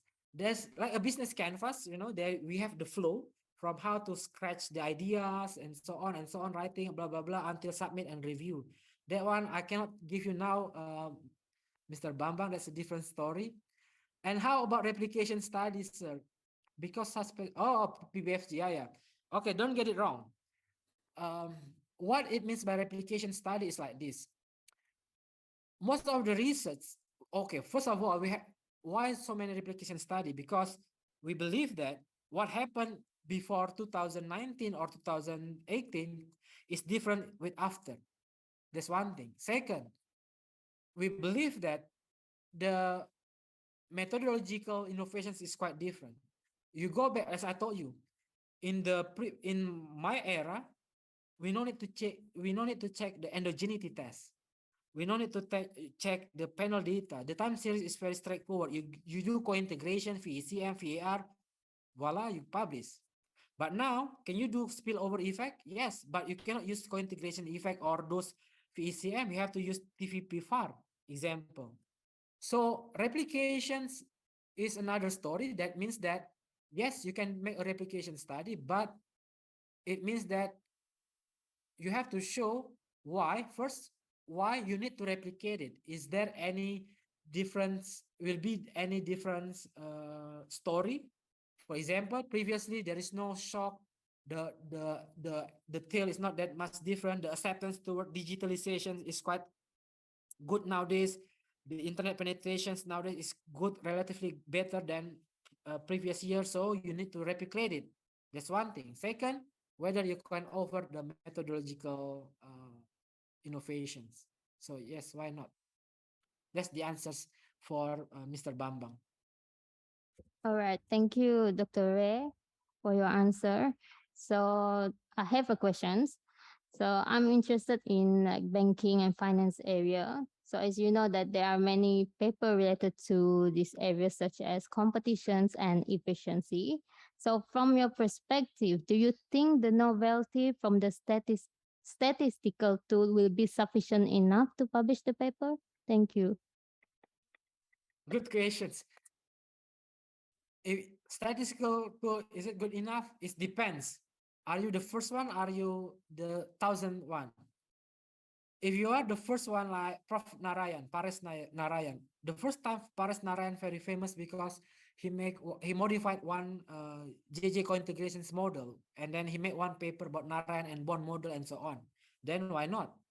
But if you are offering only the method, the the research gap is not there, then statistical tool means nothing. I give you example. You want to test uh, herding behavior or no? You want to test the digital payment. You want to test the digital payment using the copula base or using the one we just discussed, the copula base or the two-state least square. But there is no gap about digital payments. So what's the point? You will got rejected. Statistical tool, from my perspective, is only to make your research become better, but it's not the criteria for you to do a research. Because I don't know especially I don't know whether your background is statistician or yeah, statisticians or the model econometrics modeling or not. If you are statisticians or mathematicians, yes, modeling statistical tool are the key point. But for me, as an economic and business researcher, still research is about the research gap. The statistical tool is the additional features to make your research become better. Don't get wrong what I just presented just now. My point in my today presentation is like this. Research gap still important. Black swan event, whatever the gap that you have is important. Digitalizations, blah, blah, blah. All the things that proposed by Prof. Ivan Lau or Prof. Corina yesterday is still important. But because post-pandemic, the publications will become so tough, become so congested, it's very competitive. You need to add additional value to make sure your research has value. And that additional value is your statistical tools. Why? For example, I'm as a managing editor, when I read your paper, you are doing, for example, digital payment using thumb model, but you're using only PLS SAM. And another paper, let's say example, Ms. Sahazrin submit also, using digital payment, same theory, same PLS SAM, but additional method. For example, Ms. Sahazrin have two-state least square. Of course, I will reject your paper. Why? I have one paper from Ms. Sahazrin, and then I will let the reviewer will decide whether this good paper is good or not. Or previously, I reject Ms. Sahazrin paper. Digitalizations using thumb, PLSM, and two-state least square endogeneity test. And now, after 2 or 3 months, I got another paper from you, and then you don't have this endogeneity test two-state least square. For sure, I will reject it. Why? Because hey, isn't it? I reject last paper from Sahazrin have this method. This paper is too standard. So my point is that yes, your research gap is very important, but there's another important things that you have to consider, which is how to make sure you have additional features in your manuscript, and that features called your statistical tools. In fact that as I also earlier saw you in the slide, I made one paper with, let's say I made one paper with Miss Sahazrin, digitalizations, two-state least square, PLSM, copula base, very complete. But the paper is only Sahazrin and Brahmana. And comes another paper from Prof. Ramaya in the same time. To journal of not need to have a good journal. Let's say in the Q3 paper, Q3 or Q4 journal in Emerald.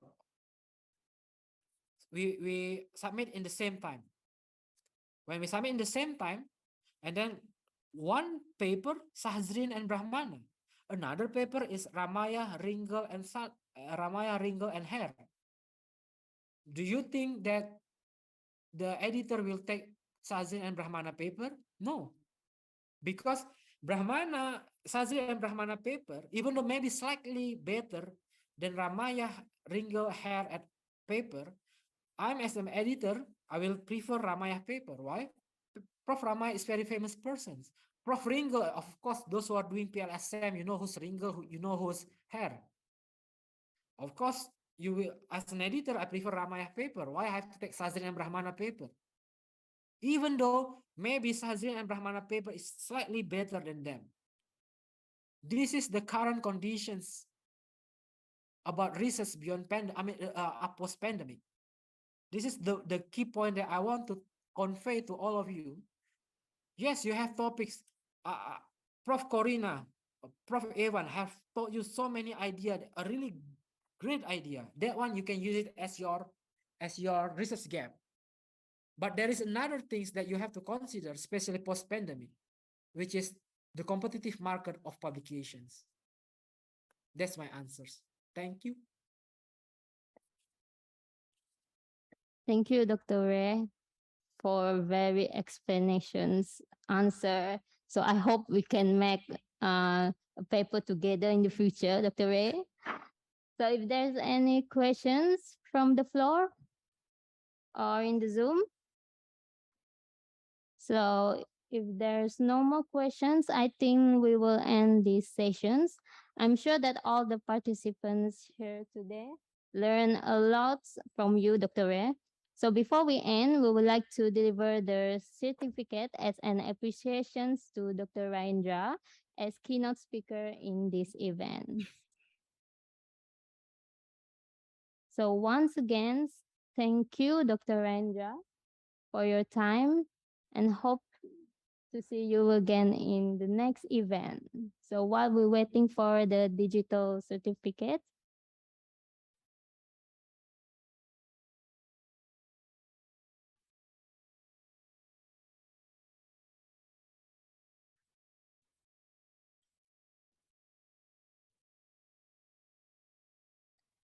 so this is it. The digital certificate is for you, Dr. Ray, as an appreciation, as an invited keynote speaker for this colloquium. Hope to see you again in the next events, Dr. Ray. Now I'll pass to the master of the ceremonies, Mbak Amelia. Thank you, Ms. Sazrin. Thank you, Dr. Rayenda Krishna Brahmana, for sharing with us here today. And thank you to Ms. Zazrin for conducting this insightful discussion. Ladies and gentlemen, the committee already shared the attendance link. Please, to all participants can fill the attendance form. Ladies and gentlemen, let's move to the second keynote speaker. The moderator for this session is Ms. Arum Darmawati, SAMM. Ms. Arum Darmawati is a lecturer in Universitas Negeri Yogyakarta.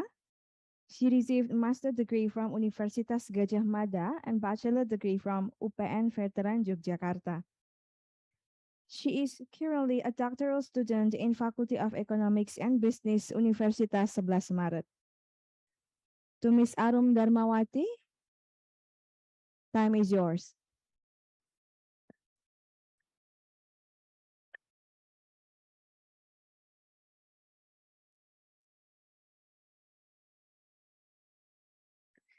Ladies and gentlemen, I'm sorry, I apologize for the inconvenience.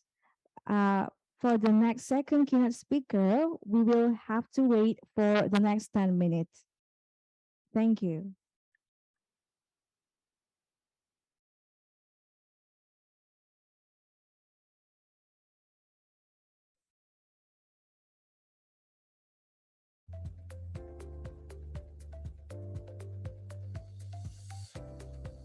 The doctoral program in economics of the Faculty of Economics and Business, Universitas 11 Maret, was established based on the decree of the Directorate General of Higher Education, number 2088, DT 2008, dated July 7, 2008, while the academic activities began in February 2009.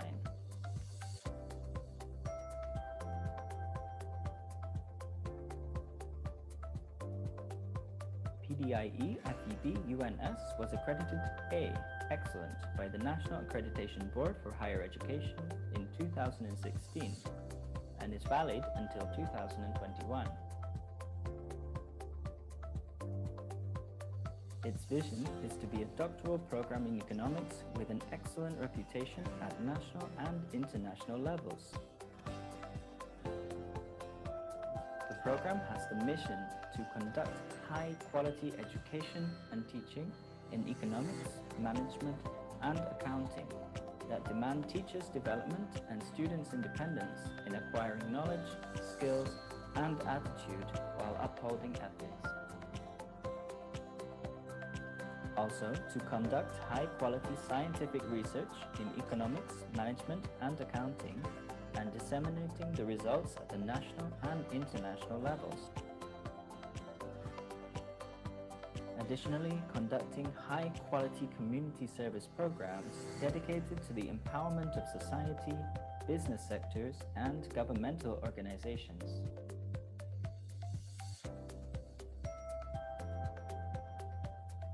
The doctoral program in economics is composed of 3 concentrations, which are accounting, management, and development economics. The management of this program consists of the program chair, 3 coordinators, and a number of support staff. All faculty members are scholarly academics and active researchers with PhDs from reputed universities abroad and domestic. Classrooms, discussion rooms, teleconference rooms, and a hall with internet access in all campus areas support academic activities. Access to online academic journals and international research databases is available. The number of international publications made by faculty members and students has increased significantly over the last 5 years. Some papers have even been published in the very top journals in their fields. For instance, British Accounting Review, the Journal of Financial Stability, Economic Modeling, Research in International Business and Finance, and Global Finance Journal.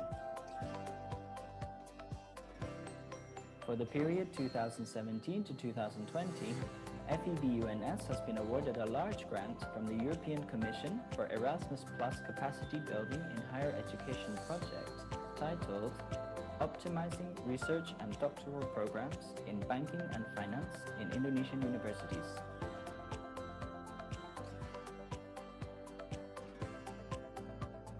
It involves 4 European universities and 6 Indonesian universities. Some faculty members have received international grants and have been internationally respected and appointed as managing editors, associate editors, and reviewers in reputable journals. Some have also been appointed as PhD external examiners in overseas universities. This doctoral program has established mutual collaborations, especially in research and teaching learning, with numerous reputable overseas universities.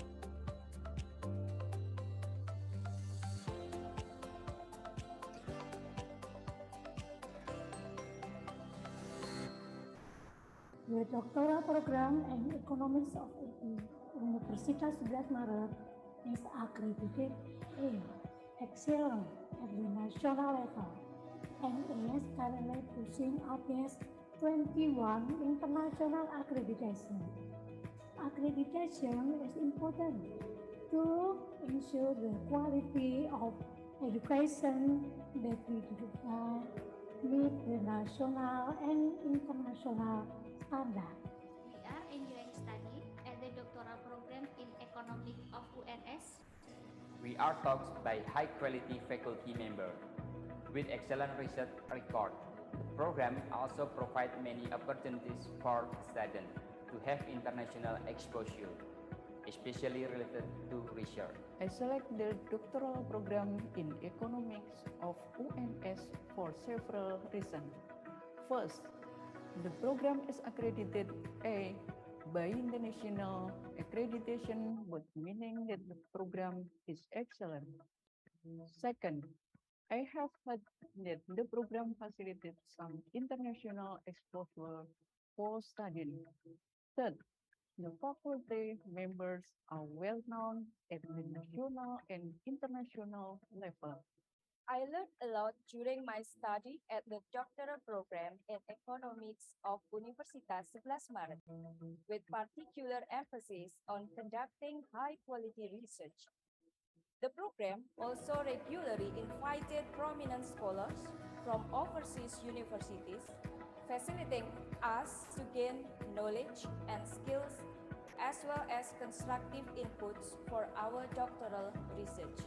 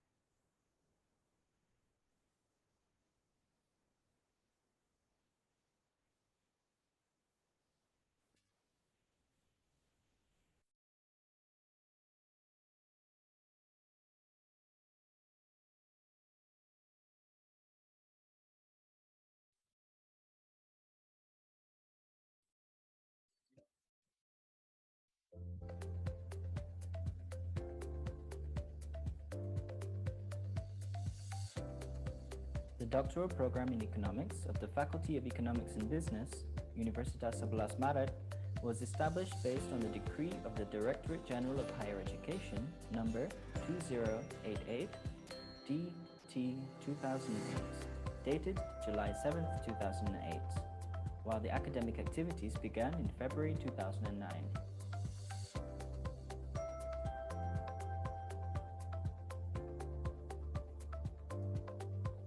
PDIE FEB UNS was accredited A, Excellent, by the National Accreditation Board for Higher Education in 2016 and is valid until 2021. Its vision is to be a doctoral program in economics with an excellent reputation at national and international levels.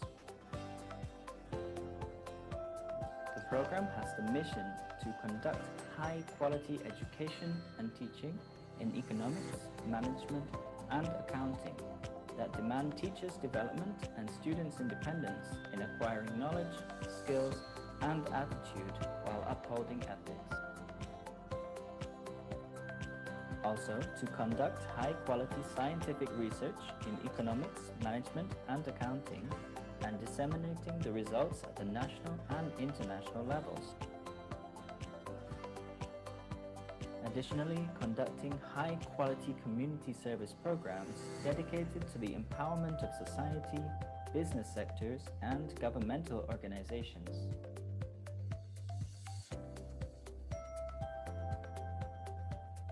The doctoral program in economics is composed of 3 concentrations, which are accounting, management, and development economics.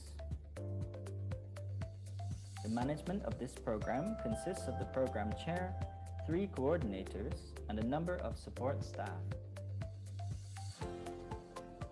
All faculty members are scholarly academics and active researchers with PhDs from reputed universities abroad and domestic.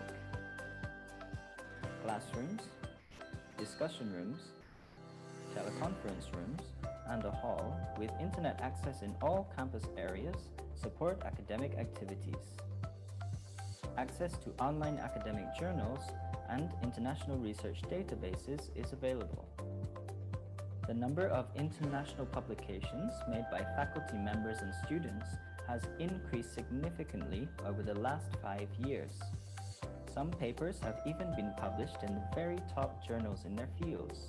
For instance, British Accounting Review, the Journal of Financial Stability, Economic Modeling, Research in International Business and Finance, and Global Finance Journal. For the period 2017 to 2020, FEBUNS has been awarded a large grant from the European Commission for Erasmus Plus Capacity Building in Higher Education project titled Optimizing Research and Doctoral Programs in Banking and Finance in Indonesian Universities.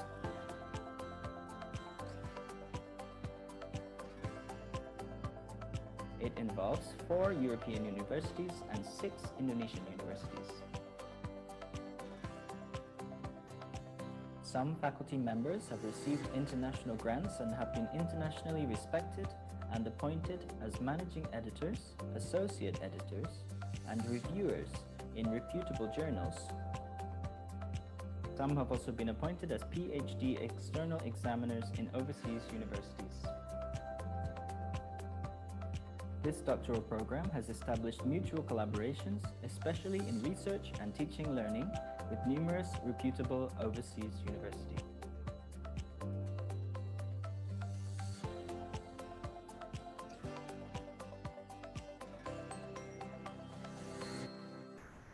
The doctoral program in Economics of Universitas 11 Maret is accredited A, excellent at the national level, and is currently pushing against 21 international accreditation.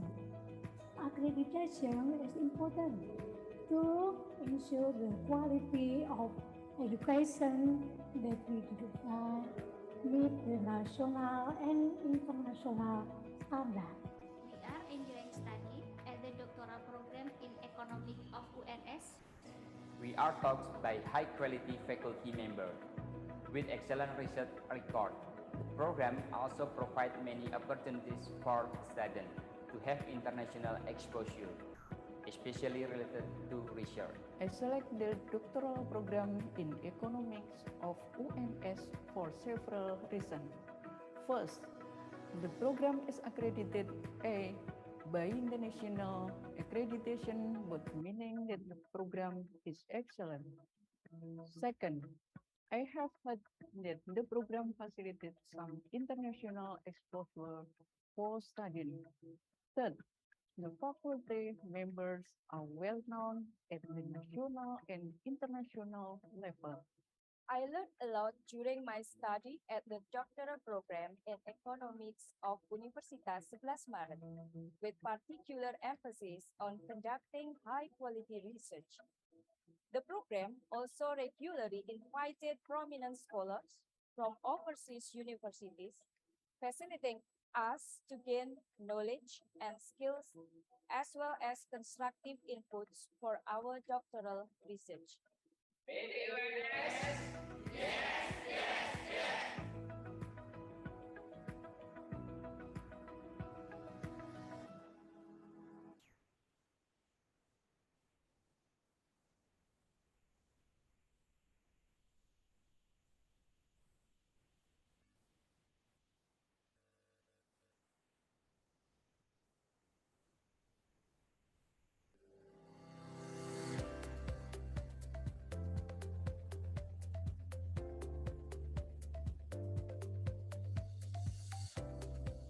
The doctoral program in economics of the Faculty of Economics and Business, Universitas 11 Maret.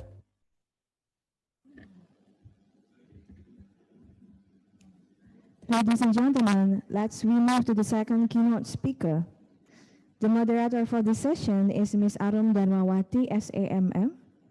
Ms. Arum Darmawati is a lecturer in Universitas Negeri Yogyakarta. She received master's degree from Universitas Gadjah Mada and bachelor degree from UPN Veteran Yogyakarta. She is currently a doctoral student in Faculty of Economics and Business, Universitas 11 Maret. To Ms. Arum Darmawati, time is yours. Thank you, Mbak Amelia. Assalamualaikum warahmatullahi wabarakatuh. May peace be upon you all. Good morning, ladies and gentlemen. Welcome again at the fourth keynote sessions of the fourth International Colloquium on Business and Economics. Yesterday and this morning, we have discussed a lot about digital psychology, fintech research methodology in business and economics. And we will continue discussing about the business and economic ramifications of the COVID-19 pandemic. And to explore more about the topic, we already have Professor Dr. Irwan Trinugroho with us right now. Good morning, Professor. Very good morning. Thank you. Okay, how are you? I'm fine, but apologize. I wish to be in person, but unfortunately, I have a duty in Surabaya now, so I couldn't be able to join in person with you all guys. Thank you. Okay, it's okay. It's glad to have you here, although it's online, sir. Okay, before we start the sessions, I would like to inform to all participants that the presenter or Professor Irwan will present about 45 minutes. And then after that, we will have the Q&A sessions to all the participants. If you have any questions during the presentations, you can type them into the chat box, or you can click the raise hand button features during the Q&A sessions. Okay, before Prof. Irwan start his presentations, allow me to briefly introduce Professor Irwan. Professor Irwan Trinugroho, PhD, is a full professor at finance at the Faculty of Economics and Business, Universitas 11 Maret, Surakarta, Indonesia. Currently, he is also the Director of Partnership, Development and International of UNS and the Chairman of Central Fintechs and Banking at UNS. Professor Irwan gained his PhD degree in Banking and Finance from the University of Limoges, France in 2014. Prof. Irwan was the UNS Best Lecturer in 2015 and 2018. He has done some research project and consulting to the Indonesia Financial Service Authority, the Indonesia Deposit Insurance Corporations, World Bank, USAID, and Bank Indonesia. He has published a number of papers in reputed journal, including Journal of Financial Stability, Economic Modeling, Finance Research Letters, Global Finance Journal, British Accounting Review, Journal of Behavioral and Experimental Finance, International Journal of Emerging Markets, a Journal of Asia Business Studies, and etc. He also serves as managing editor and associate editor to some reputable journals, including International Review of Economics and Finance. His current Scopus Index is 11. He is also an assessor, peer review team member, and expert for some higher education, international accreditation and certification, such as the Alliance on Business Education and Scholarship for Tomorrow, a 21st Century Organization, Foundation for International Business Administration Accreditation, or FIBA-A, and Asian University Network Quality Assurance, AUNQA. Without further ado, I would like to welcome Professor Irwan. He will deliver a presentation entitled Digital Transformation, Financial Inclusion and Deepening. To Professor Irwan, for the next 45 minutes, the time is yours. Thank you. I will be, I'm trying to be short because I have another meeting at 12, so, okay. But no problem. Yeah. It's okay. I can make it. So thank you, Excellencies, the Dean, the Chairman of the Doctoral Program in Economics of the Faculty of Economics and Business University, the committee member of the conference, and my friends, keynote speaker. I know that Ryan, Evan, they are coming. Oh, they are coming online to this conference, and all participants, especially the student of the doctoral programs in economics of the FEB UNS. Assalamualaikum warahmatullahi wabarakatuh, and very good morning. So first of all, it is such an honor for me to be given a chance to deliver a speech in this particular event organized by these doctoral programs. In this special occasion, let me give a talk with the title Digital Transformation, Financial Inclusion, and Financial Deepening.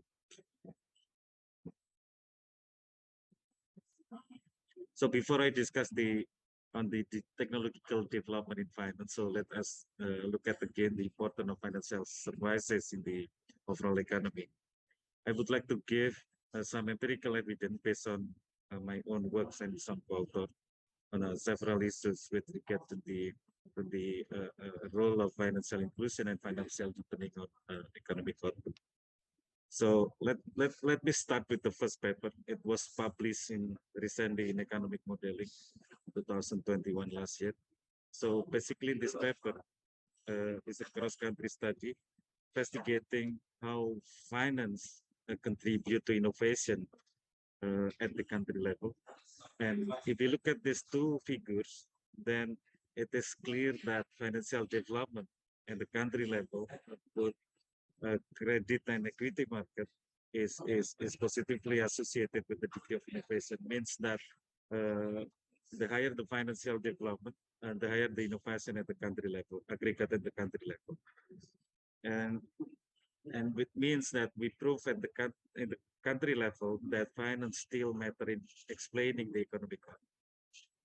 And the second paper, it is about the finance growth nexus as well, but we're using a single country data, which is Indonesia. It was published in Global Finance Journal in 2019, I think.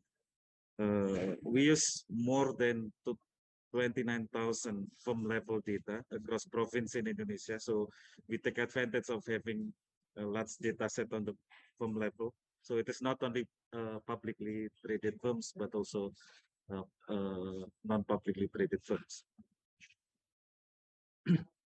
And what we want to know in this paper is that we want to provide evidence whether the degree of financial deepening matter in explaining the disparity in firm performance. And of course, as highlighted in the yellow color, we find strong result that firms in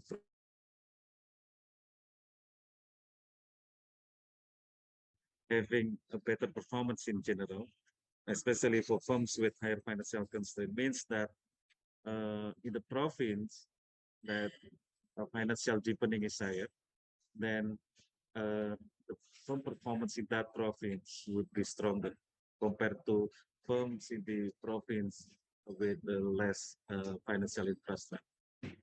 So it is also confirms that finance is still important as the locomotive for economic outputs. And then the third paper that I want to show is a micro level data. So if the first paper is a cross country data, the second paper is a firm level data, and then the third one is a micro level data. We use a survey for more than 2,000 micro and small enterprises in Java Island in Indonesia to find evidence whether digital financial inclusion contribute in explaining the survival and sustainability of micro and small enterprises. That again, we find that during COVID-19 pandemic, firms that have a higher selling and income most likely adopt digital technology, including the online payment, online marketing, and so on and so forth. This paper was published 2021 last year in Finance Research Letter. This journal is a very good journal with a strong impact factor. So this paper also confirms the importance of the financial inclusion, especially the digital financial inclusion, to explain the performance centered firm level. So, so basically, those three paper confirms that financial deepening is one of the locomotives to drive economy. We confirm at the country level, province level, firm level, and so on and so forth. But if we look at this figure about the comparison of the financial deepening of Indonesia with some neighboring countries, let's say Malaysia, Thailand, Vietnam, Singapore, then we see that the ratio of credit to private sector per GDP of Indonesia is relatively very low compared to those neighboring countries. Indonesian financial deepening is only about 40%, far behind Malaysia and so on. They have more than 100% of the such ratio. So means that there is a space to to speed up the economic growth by deeper financial services. So means that there is a space that should be filled by the financial sector to bolster to accelerate the economy. So we are still confident that financial services can be, game changer to accelerate the economic growth in our country. Then the second issue that I want to highlight is the role of digital transformation in speeding up the financial inclusion and financial deepening as well. So as we have witnessed, technology has played an increasingly important role in the financial services industry around the world, especially in the last few decades. So the development of the technological-based financial innovation has increased rapidly in the recent years because of the several reasons. First is because of the penetration of internet and smartphone, not only in the urban areas, but also in the rural areas. In addition, the development of applied technologies, including the big data analytics, artificial intelligence, blockchain, cloud computing, have also encouraged the emergence of the technological-based financial services. If you remember, in 1994, Bill Gates, the founder of the Microsoft, had predicted that in the future, banking services would still be necessary, but physical banks are not no longer important, as technology can provide access to the services everywhere, and not only by banks but also by technological firms. And now this almost happen in our daily life. So basically, there are three players providing the technological-based financial innovation. So first, the incumbent in the financial services provider, especially banking, they continue to advance with various technological-based product and services innovation. The latest development in the digital banking revolution is the present of the comprehensive digital banking service using the smartphone. So not only facilitating financial transaction, let's say, for example, including opening account, saving, making online payment, but also they now provide the customer with personal financial planning. So, and second, during the last decade, a substantial number of financial technological firms, so we can say that this is a fintech startup, have developed worldwide in the finance area. They are not only in the payment and lending business, but also in equity market, insurance, investment, financial advisor, financial aggregator, and so on and so forth. And the third one, in addition to the emergence of the fintech firms, another issues arising is the increasingly blurring boundaries between financial firms and big technology firms, that they slowly provide more and more financial services. And those firms, they are very large, with established technology platform and extensive customer networks. For example, Apple, Facebook, Amazon, and the context of Indonesia, let's say, for example, Gojek. So this is the challenge for the regulator, how we regulate those kind of firms, because they provide the financial services, even though they started from the technological firms. Getting the blurring boundaries between technological firms and financial. And also we have to take into account about the crypto asset, even though people still debating about the crypto asset, but in fact, the number of transaction on the crypto asset is increasing significantly. That can be a challenge for the financial stability at the country level and the global level. So, then if we talk about the impact of the digital finance, there are some substantial implications. First, at the individual level of the financial services provider, the innovation in form of the technological-based services is expected to produce efficiency in their operations, and then improve service quality, facilitate service delivery to customer, and so on and so on. And if it is well executed, then it will eventually be translated to, and at the macro level, if the digital transformation is well executed, then it will improve access to finance, extend it to underbanked people. They have mobile phone, but they are not underbanked. They are not bankable. And then if the services can be extended to those people, then eventually will enhance the level of financial inclusion. But the other side of the digital transformation in the financial services is the competitive pressure in this industry have increased significantly. And of course, it can affect the sustainability of the incumbent and the new entry firms. And at the macro level, it can affect the financial stability of the country. But on the other side, the emergence of the new entry firms on the fintech firms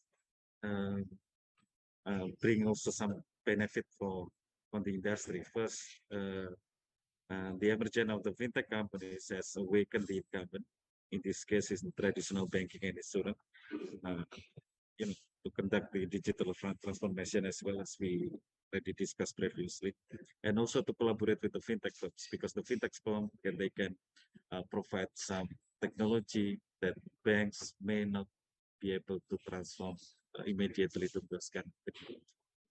And yes, the issue is becoming that whether the regulators they want those two kind of firms becoming the regime would be competition or would be a collaboration between these two kind of firms. So this is also the challenge for the regulators, whether the environment that the regulators want to serve in the industry is competition, or they want these two kind of firms becoming collaborative. Means that there is a complementary of the fintech to the incumbent in the financial services. So,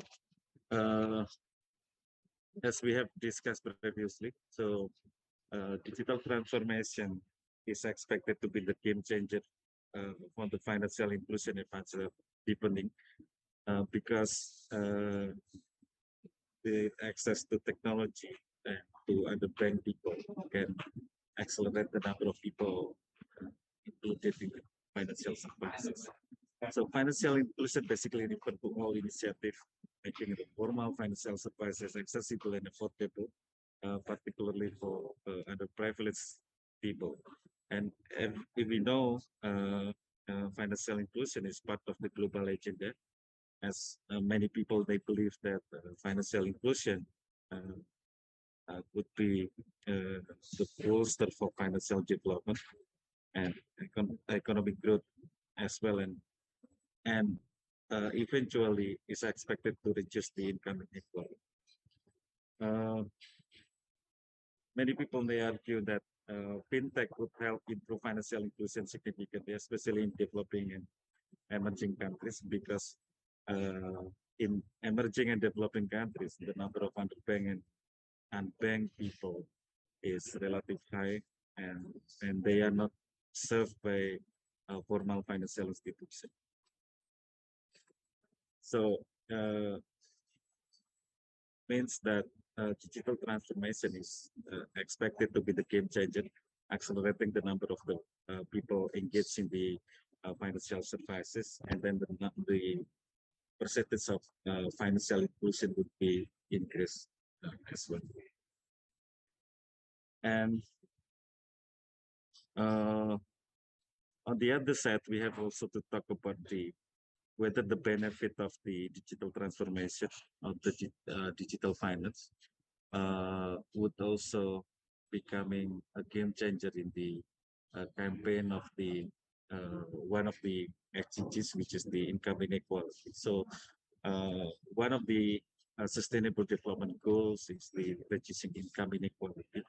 So we are asking whether digital finance or digital transformation in the financial sector could help reduce inequality.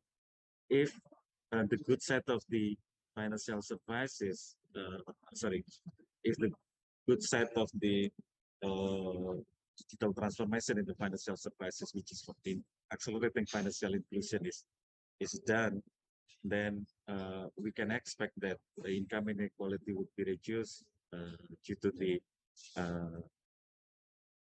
increasing of the financial inclusion. But on the other side, we should also look at the bad side of on the dark side of the digital finance of the financial technology. Because uh, if we look at some news, some information about the dark side of fintech, then we can see a lot of cyberbully and then terrorizing to the debtor that they can make repayment and so on and so forth, and some you know they committed to suicide of dalam bahasa Indonesia bunuh diri, ya. So this is some of the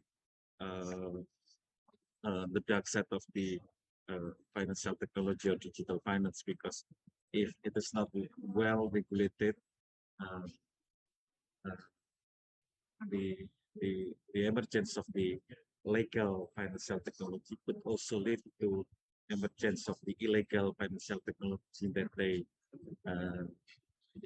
they conduct unethical behavior and providing services to customers. So in some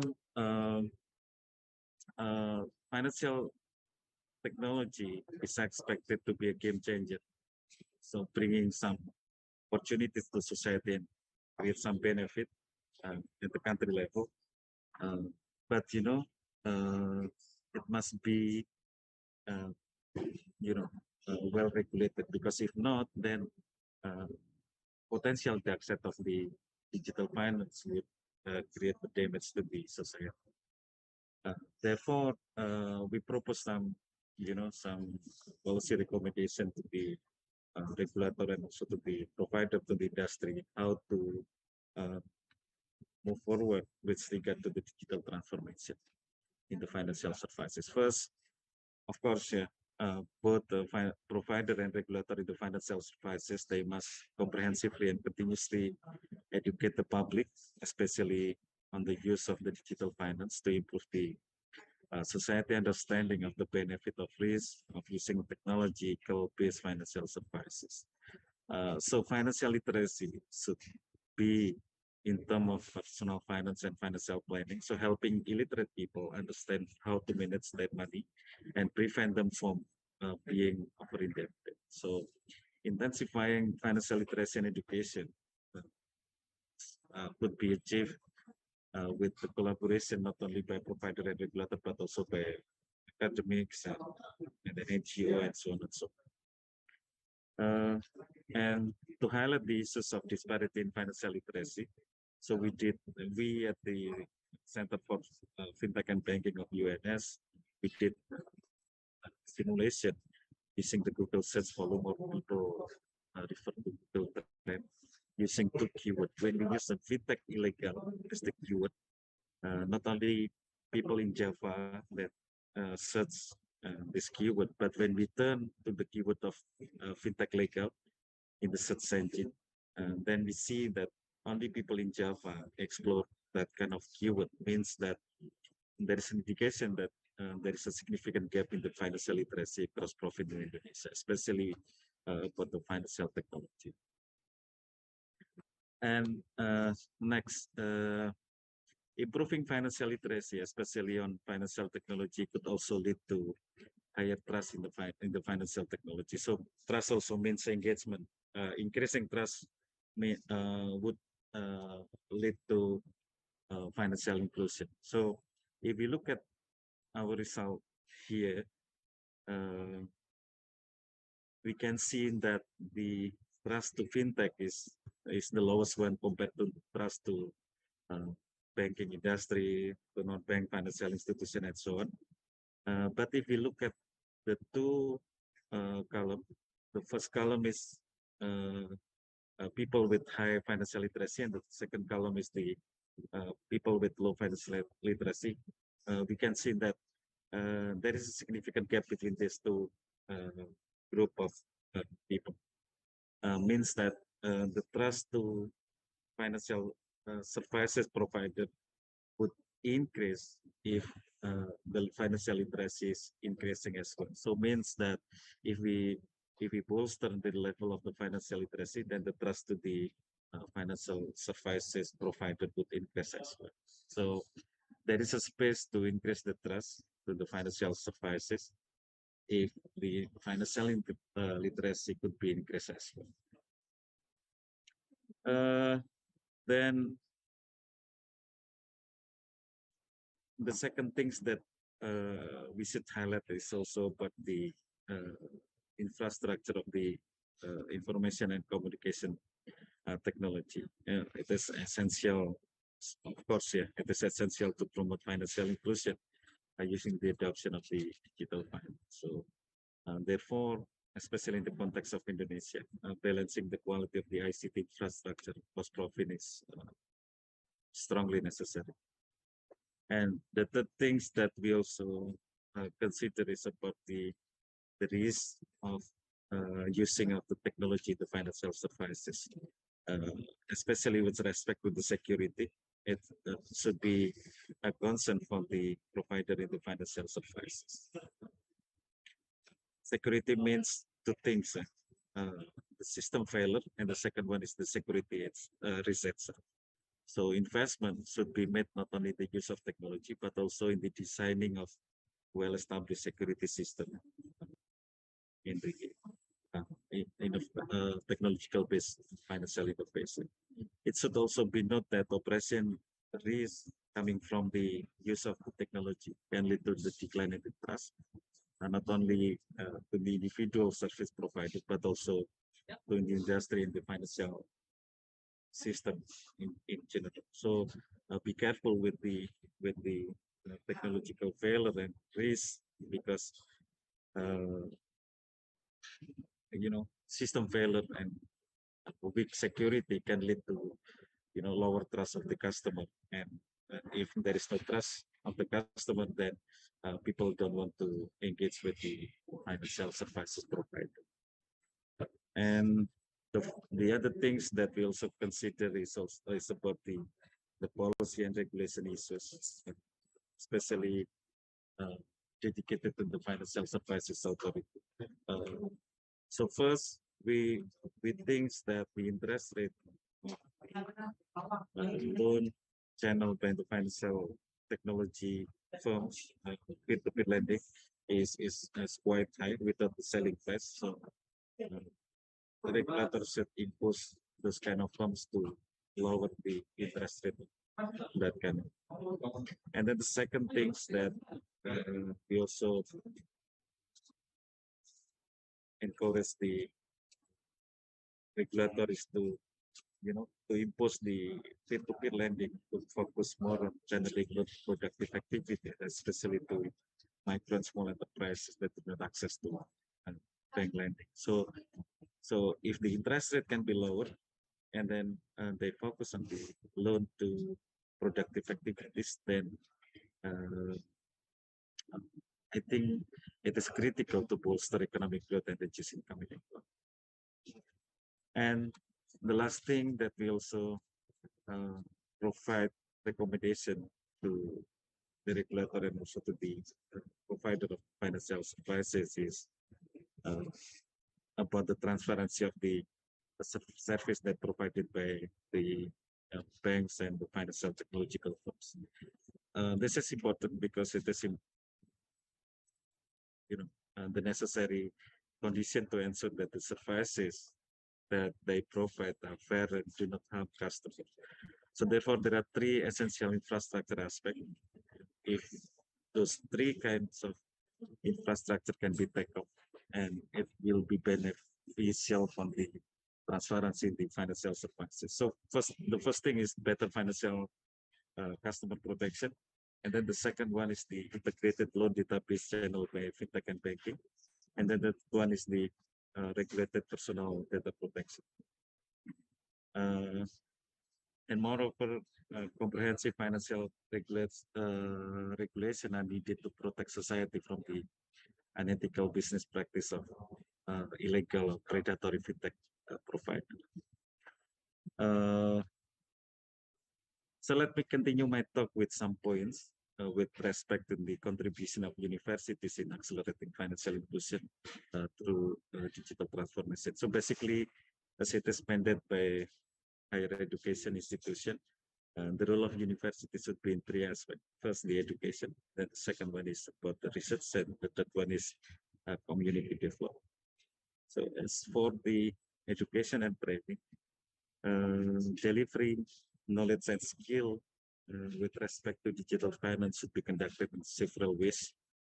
Let's say, for example, offering degree and non-degree training on digital finance and financial technology. That is strongly encouraged to be done with the support of the industry and the financial regulator. And of course, because this is combination of finance and technology, then this kind of training should be combination of soft science and hard science. And UNS has been recognized as the pioneer in providing education on digital finance. So we have included the course of financial technology in the curriculum since 2019. And recently, the Faculty of Economy and Business has offered new degree programs in the undergraduate level on digital business. Although this is new degree programs, but the number of applicants is quite large from the first time. It was almost 2,000 applicants. Even though, of course, because this is a new degree programs, we can only take 60 selected applicants. So the competition is very tough. And we also continuously collaborate with industry and also regulator in some ways, including guest lecture from the industry, from the regulator, and so on. And also we actively invite top scholars in the field of digital finance to deliver a special lecture. And UNS Fintech Center, or the Center for Fintech and Banking of UNS, it is one of the center of excellence in UNS and recognized by the ministry, has an annual flagship program, which is Fintech Summer Courses. It is a 1 week intensive course. In 2020, it was attended by almost 500 participants from 14 countries, and more than 200 of the participants are coming from outside Indonesia.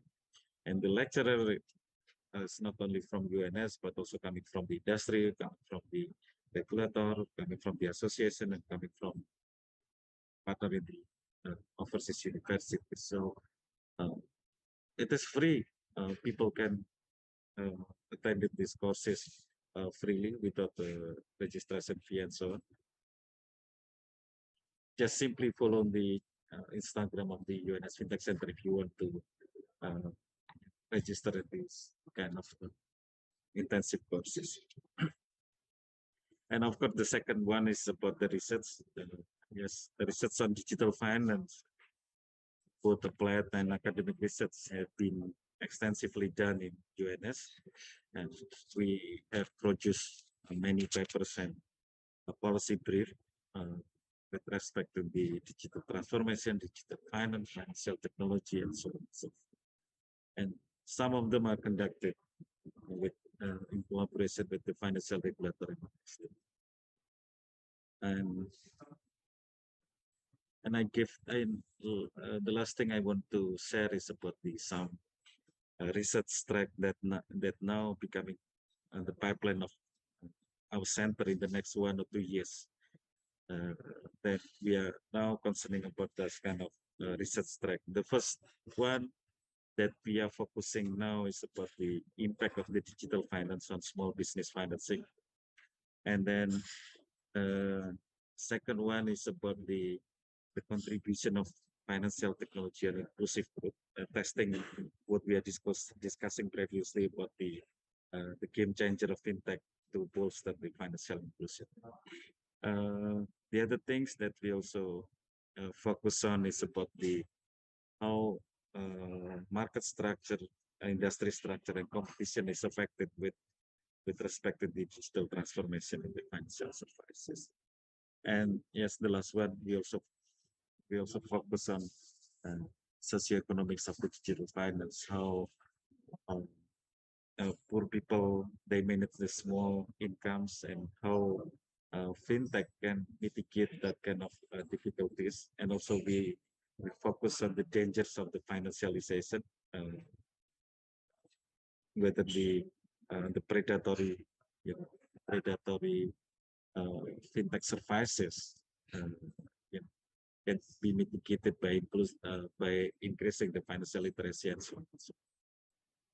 And of course, the last one that we did is about the how we educate and empower society, especially on having a good knowledge in finance and having a personal financial planning to you know uh, to avoid them to be trapped in illegal financial services. So I think that's all. I would like to thanks for listening this kind of talk. So thank you and stay safe. Assalamualaikum warahmatullahi wabarakatuh.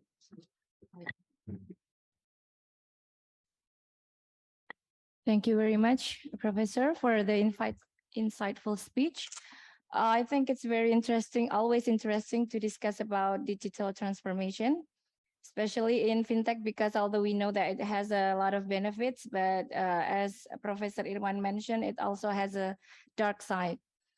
Okay, you also mentioned about the importance of financial deepening and inclusions, which by data, Indonesia is still behind other country like Singapore, Thailand, and also maybe Malaysia.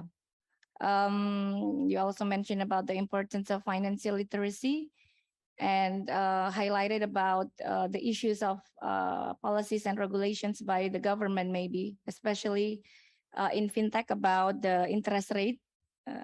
So I believe that the participants has already have any question for Professor Irwan? Okay. There's a question from Mbak Fitri.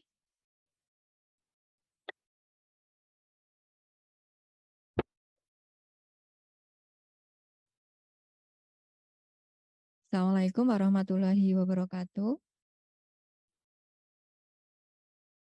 Thank you, Prof. Irwan. I want to ask you about two problems. The first, the impact of the fintechs encourage the presence of the peer-to-peer lending. And how can peer-to-peer lending increase of inclusion for SMEs? And number two, how effectiveness of the peer-to-peer lending in reducing inequality in financial equation from the Java and outside Java. Thank you. Did you catch it clear, Professor Irwan? Hello, Professor Irwan? Yes, can I answer directly? Yes, yes. Okay. You may answer it Okay. directly. Yes, a good question. So, as I mentioned previously, so if you want to, you know, to extend the benefit of the emergence of the financial technological firms of fintech lending or peer-to-peer lending, then first the regulator they should set the selling price of the loan given by the fintech lending, because there is no selling price currently. And then the second one is that the regulators they have imposed the peer-to-peer lending platforms to focus on productive loans. Means that they have to shifting from consumption loans to loan given to micro and small enterprises. So these two kind of policy have to be imposed by the regulators to to extend the benefit of the peer-to-peer lending to the SME. So because it is difficult for SME, for micro and small enterprises to having loans to be peer-to-peer lending if the interest rate is quite high. So they prefer not to, not to borrow the money from that kind of platform because the interest that is, yes, of course, we know that there is a premium charged by the platform because of the opacity of those kind of loans. But if there is a selling price, then platforms they will reduce the aggregate, the average rate just to the micro and small enterprises. And then the second one is about the impact of the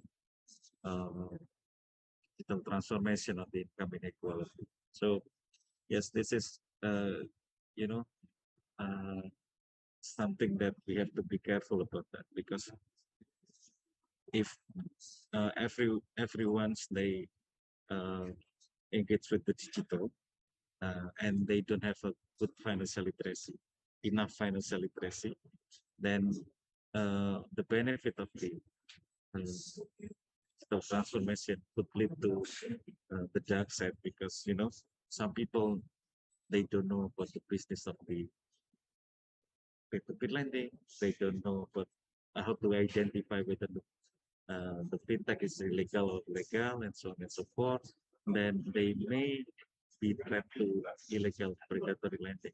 And if so, then not the benefit that they get, but uh, they have difficulties to repayment, then to dealing with the with the collection from the debtor, and so on and so forth. So I think we have to be careful about the impact of the digital transformation of the income inequality, because if the level of the financial literacy is relatively low, we cannot open all of the players in the financial services to be compete, because if so, then low level people with the low financial literacy, they cannot distinguish between the good provider and the bad provider. So it has to be careful. So the regulators, they must be, scrutinize the digital transformation in the financial services. So be careful about that, because if not, then more people they will be trapped in the financial illegal financial services provider. Then the trust in the financial services is lower, and then unfortunately the level of the financial inclusion would not increase but decrease because of the lowering trust of the people to the financial services. So I think that's all. So good question, and you all guys, because you are PhD students, you can simply test this kind of hypothesis, whether the good side of the digital transformation is done in Indonesia, or maybe the bad side is dominant in the context of our country. I don't know. Maybe you can do a good research methodology to answer this question, whether the good side or the bad side of the fintech is now happening in our country. Thank you. Okay, maybe another question from the floor or maybe from the Zoom.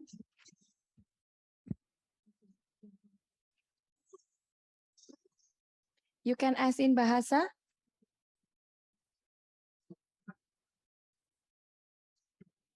Ada?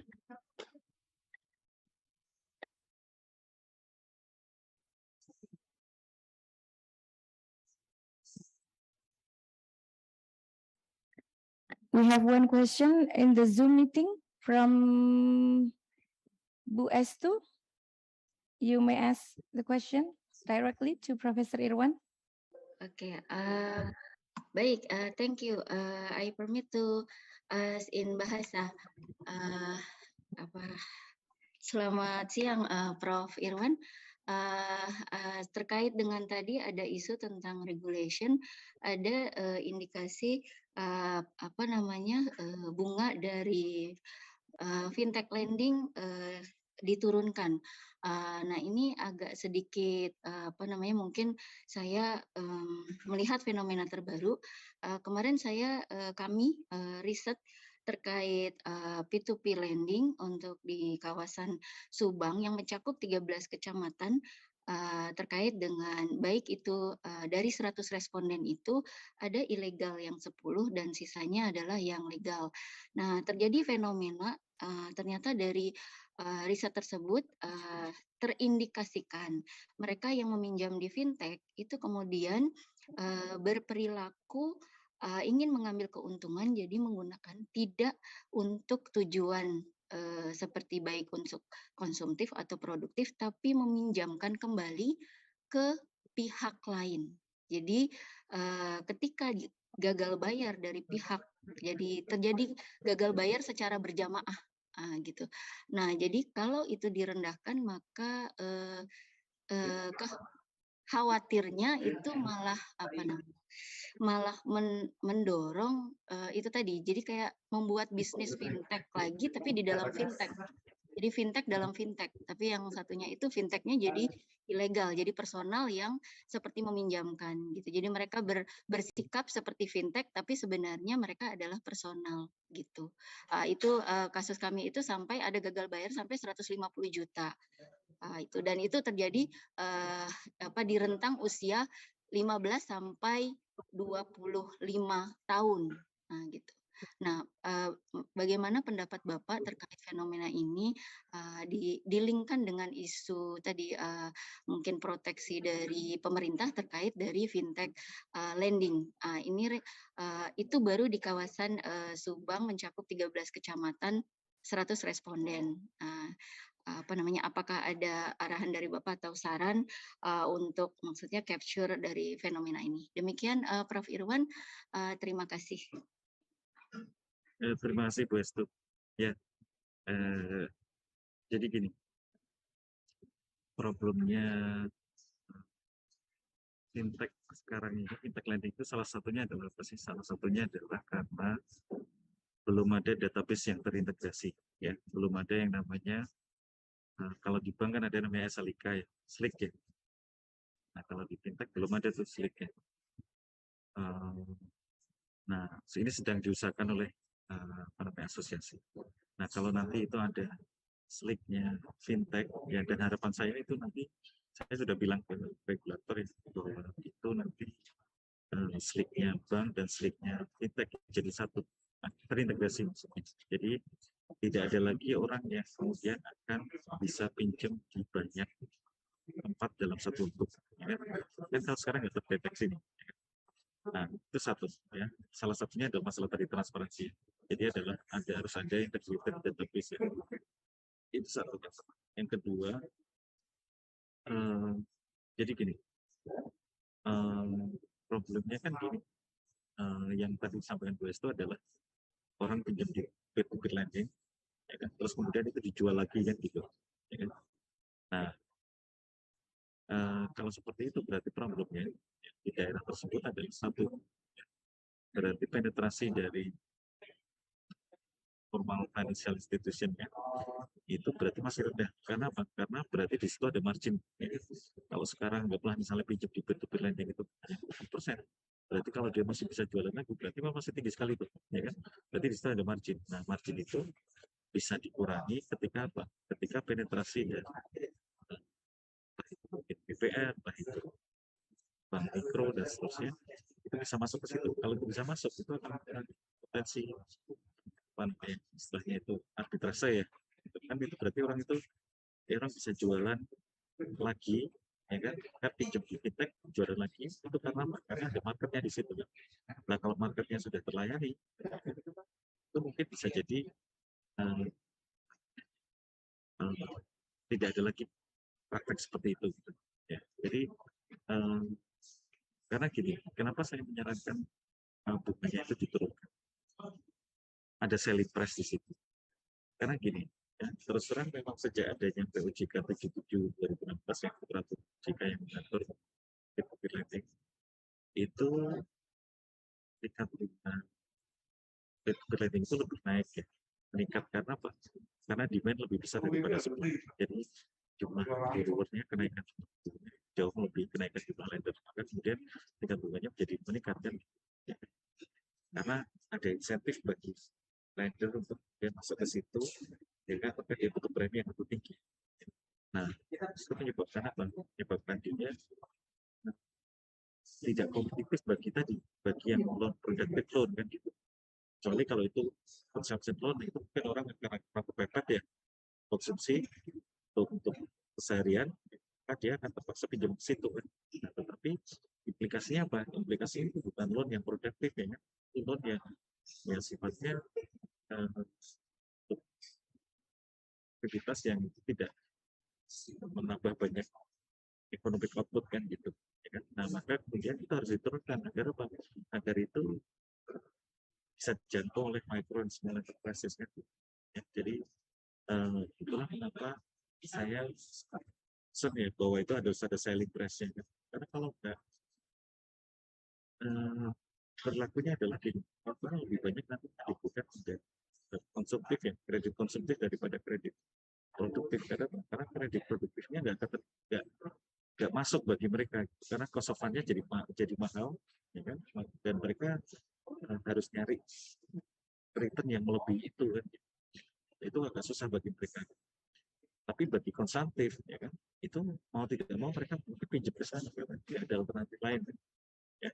Jadi kalau pengen itu lending jadi game changer bagi access to finance bagi SME, maka cara yang bisa dilakukan ya menurunkan bunganya, jadi biar itu terjangkau bagi mereka sedia ke sana, ya kan?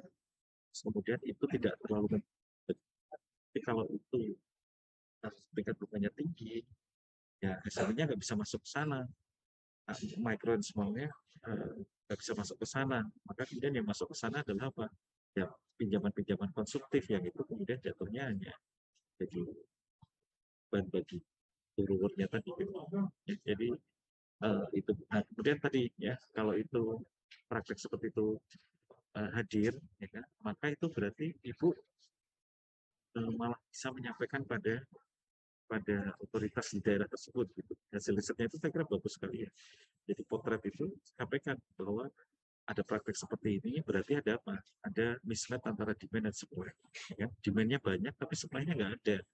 Maka kemudian ada muncul apa namanya praktek-praktek arbitrase seperti itu. Maka kemudian harusnya ya kan otoritas di situ kemudian yang mendorong masuknya apa namanya formal financial services ke daerah tersebut ya. Jadi gini ya kan, kalau di suatu daerah ya kan demand-nya lebih besar daripada supply-nya, berarti itu industri didorong untuk masuk ya kan untuk melayani demand-nya tadi. Tapi kalau supply-nya lebih besar daripada demand-nya, nah maka sebaliknya kan harus dikurangi di situ karena kalau enggak itu nanti jadi eksesif dan tidak efisien kan. Ya, jadi itu saya kira bagus disampaikan. Jadi hasil risetnya bahwa ada praktek seperti ini. Kalau ada praktek seperti itu kan berarti ada margin antara pinjam di fintech dengan kemudian disalurkan. Nah, itu yang harus diturunkan, harus tidak lagi ada praktek itu dengan apa? Dengan masuknya tadi BPR, bank yang dia melayani mikro dan sebagainya. Ya, mungkin itu yang bisa saya sampaikan.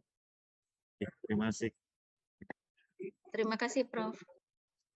Okay, thank you, Professor, for your detailed explanations. I believe that we still have a lot of issues or questions to discuss, but unfortunately we are running out of time. So I have to close these sessions. As an appreciation from the Faculty of Economics and Business Universitas 11 Maret, we would like to give a certificate of appreciations to Professor Irwan. Thank you so much once again, Professor, for giving us insightful knowledge. We are so happy to have you here and hope to see you at the next event.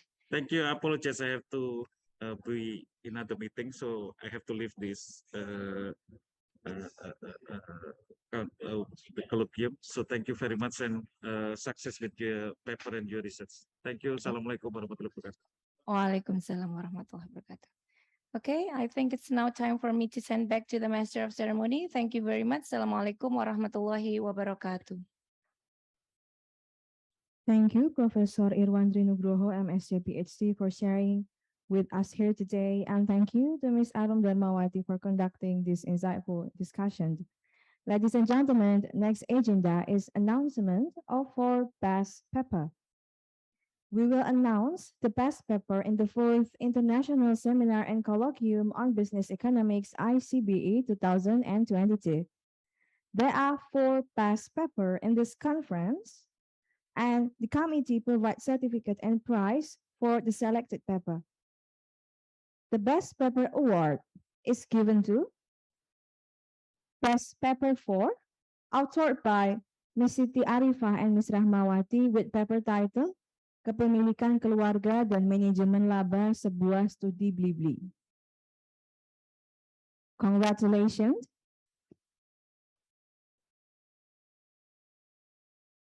Next, for Best Paper 2. Okay, next is the process handing over certificate and prize to best presenter, written offline from the chairman of 4th ICBE, Professor Dr. Rahmawati MSc AK, to the best paper awardee, best paper 4, by Ms. Siti Arifah. Congratulations, Ms. Siti Arifah.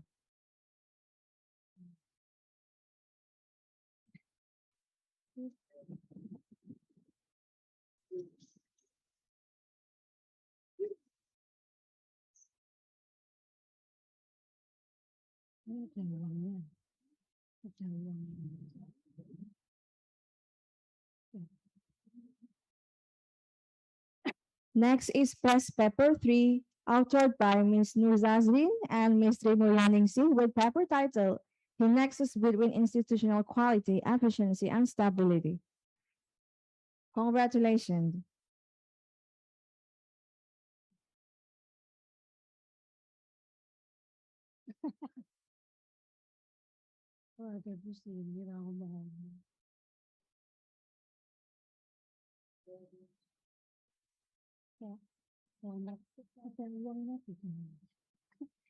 Next is Best Paper 2, authored by Ms. Ratna Wijayanti, Mr. Novian Sahrizal, Mr. Riza Bakhtiar, Mr. Danang Wikan, Mr. Ikhwanul Hakim, and Mr. Fadel Ahmad Hizamdi, with paper title, Digital-Based Culture House in Efforts to Improve Community Economy in Papring, Banyuwangi.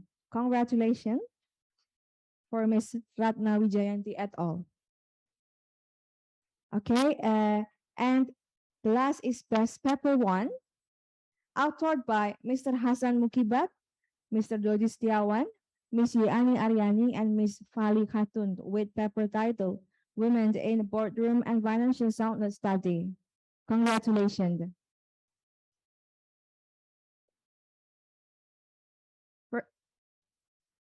Congratulations for the 4 best paper. Ladies and gentlemen, finally, this is the end of the 4th International Seminar and Colloquium on Business Economics ICBE 2022. Thank you for making time to join us here today and participating in this webinar.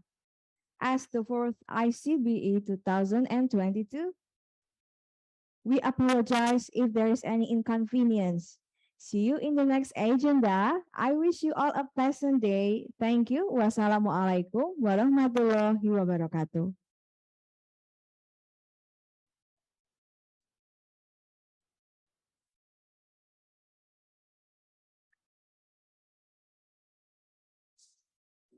Program Doktor Ilmu Ekonomi Fakultas Ekonomi dan Bisnis Universitas 11 Maret atau PDIE FEB UNS didirikan berdasarkan Surat Keputusan atau SK Direktorat Jenderal Pendidikan Tinggi nomor 2088/D/T tahun 2008 per tanggal 7 Juli 2008.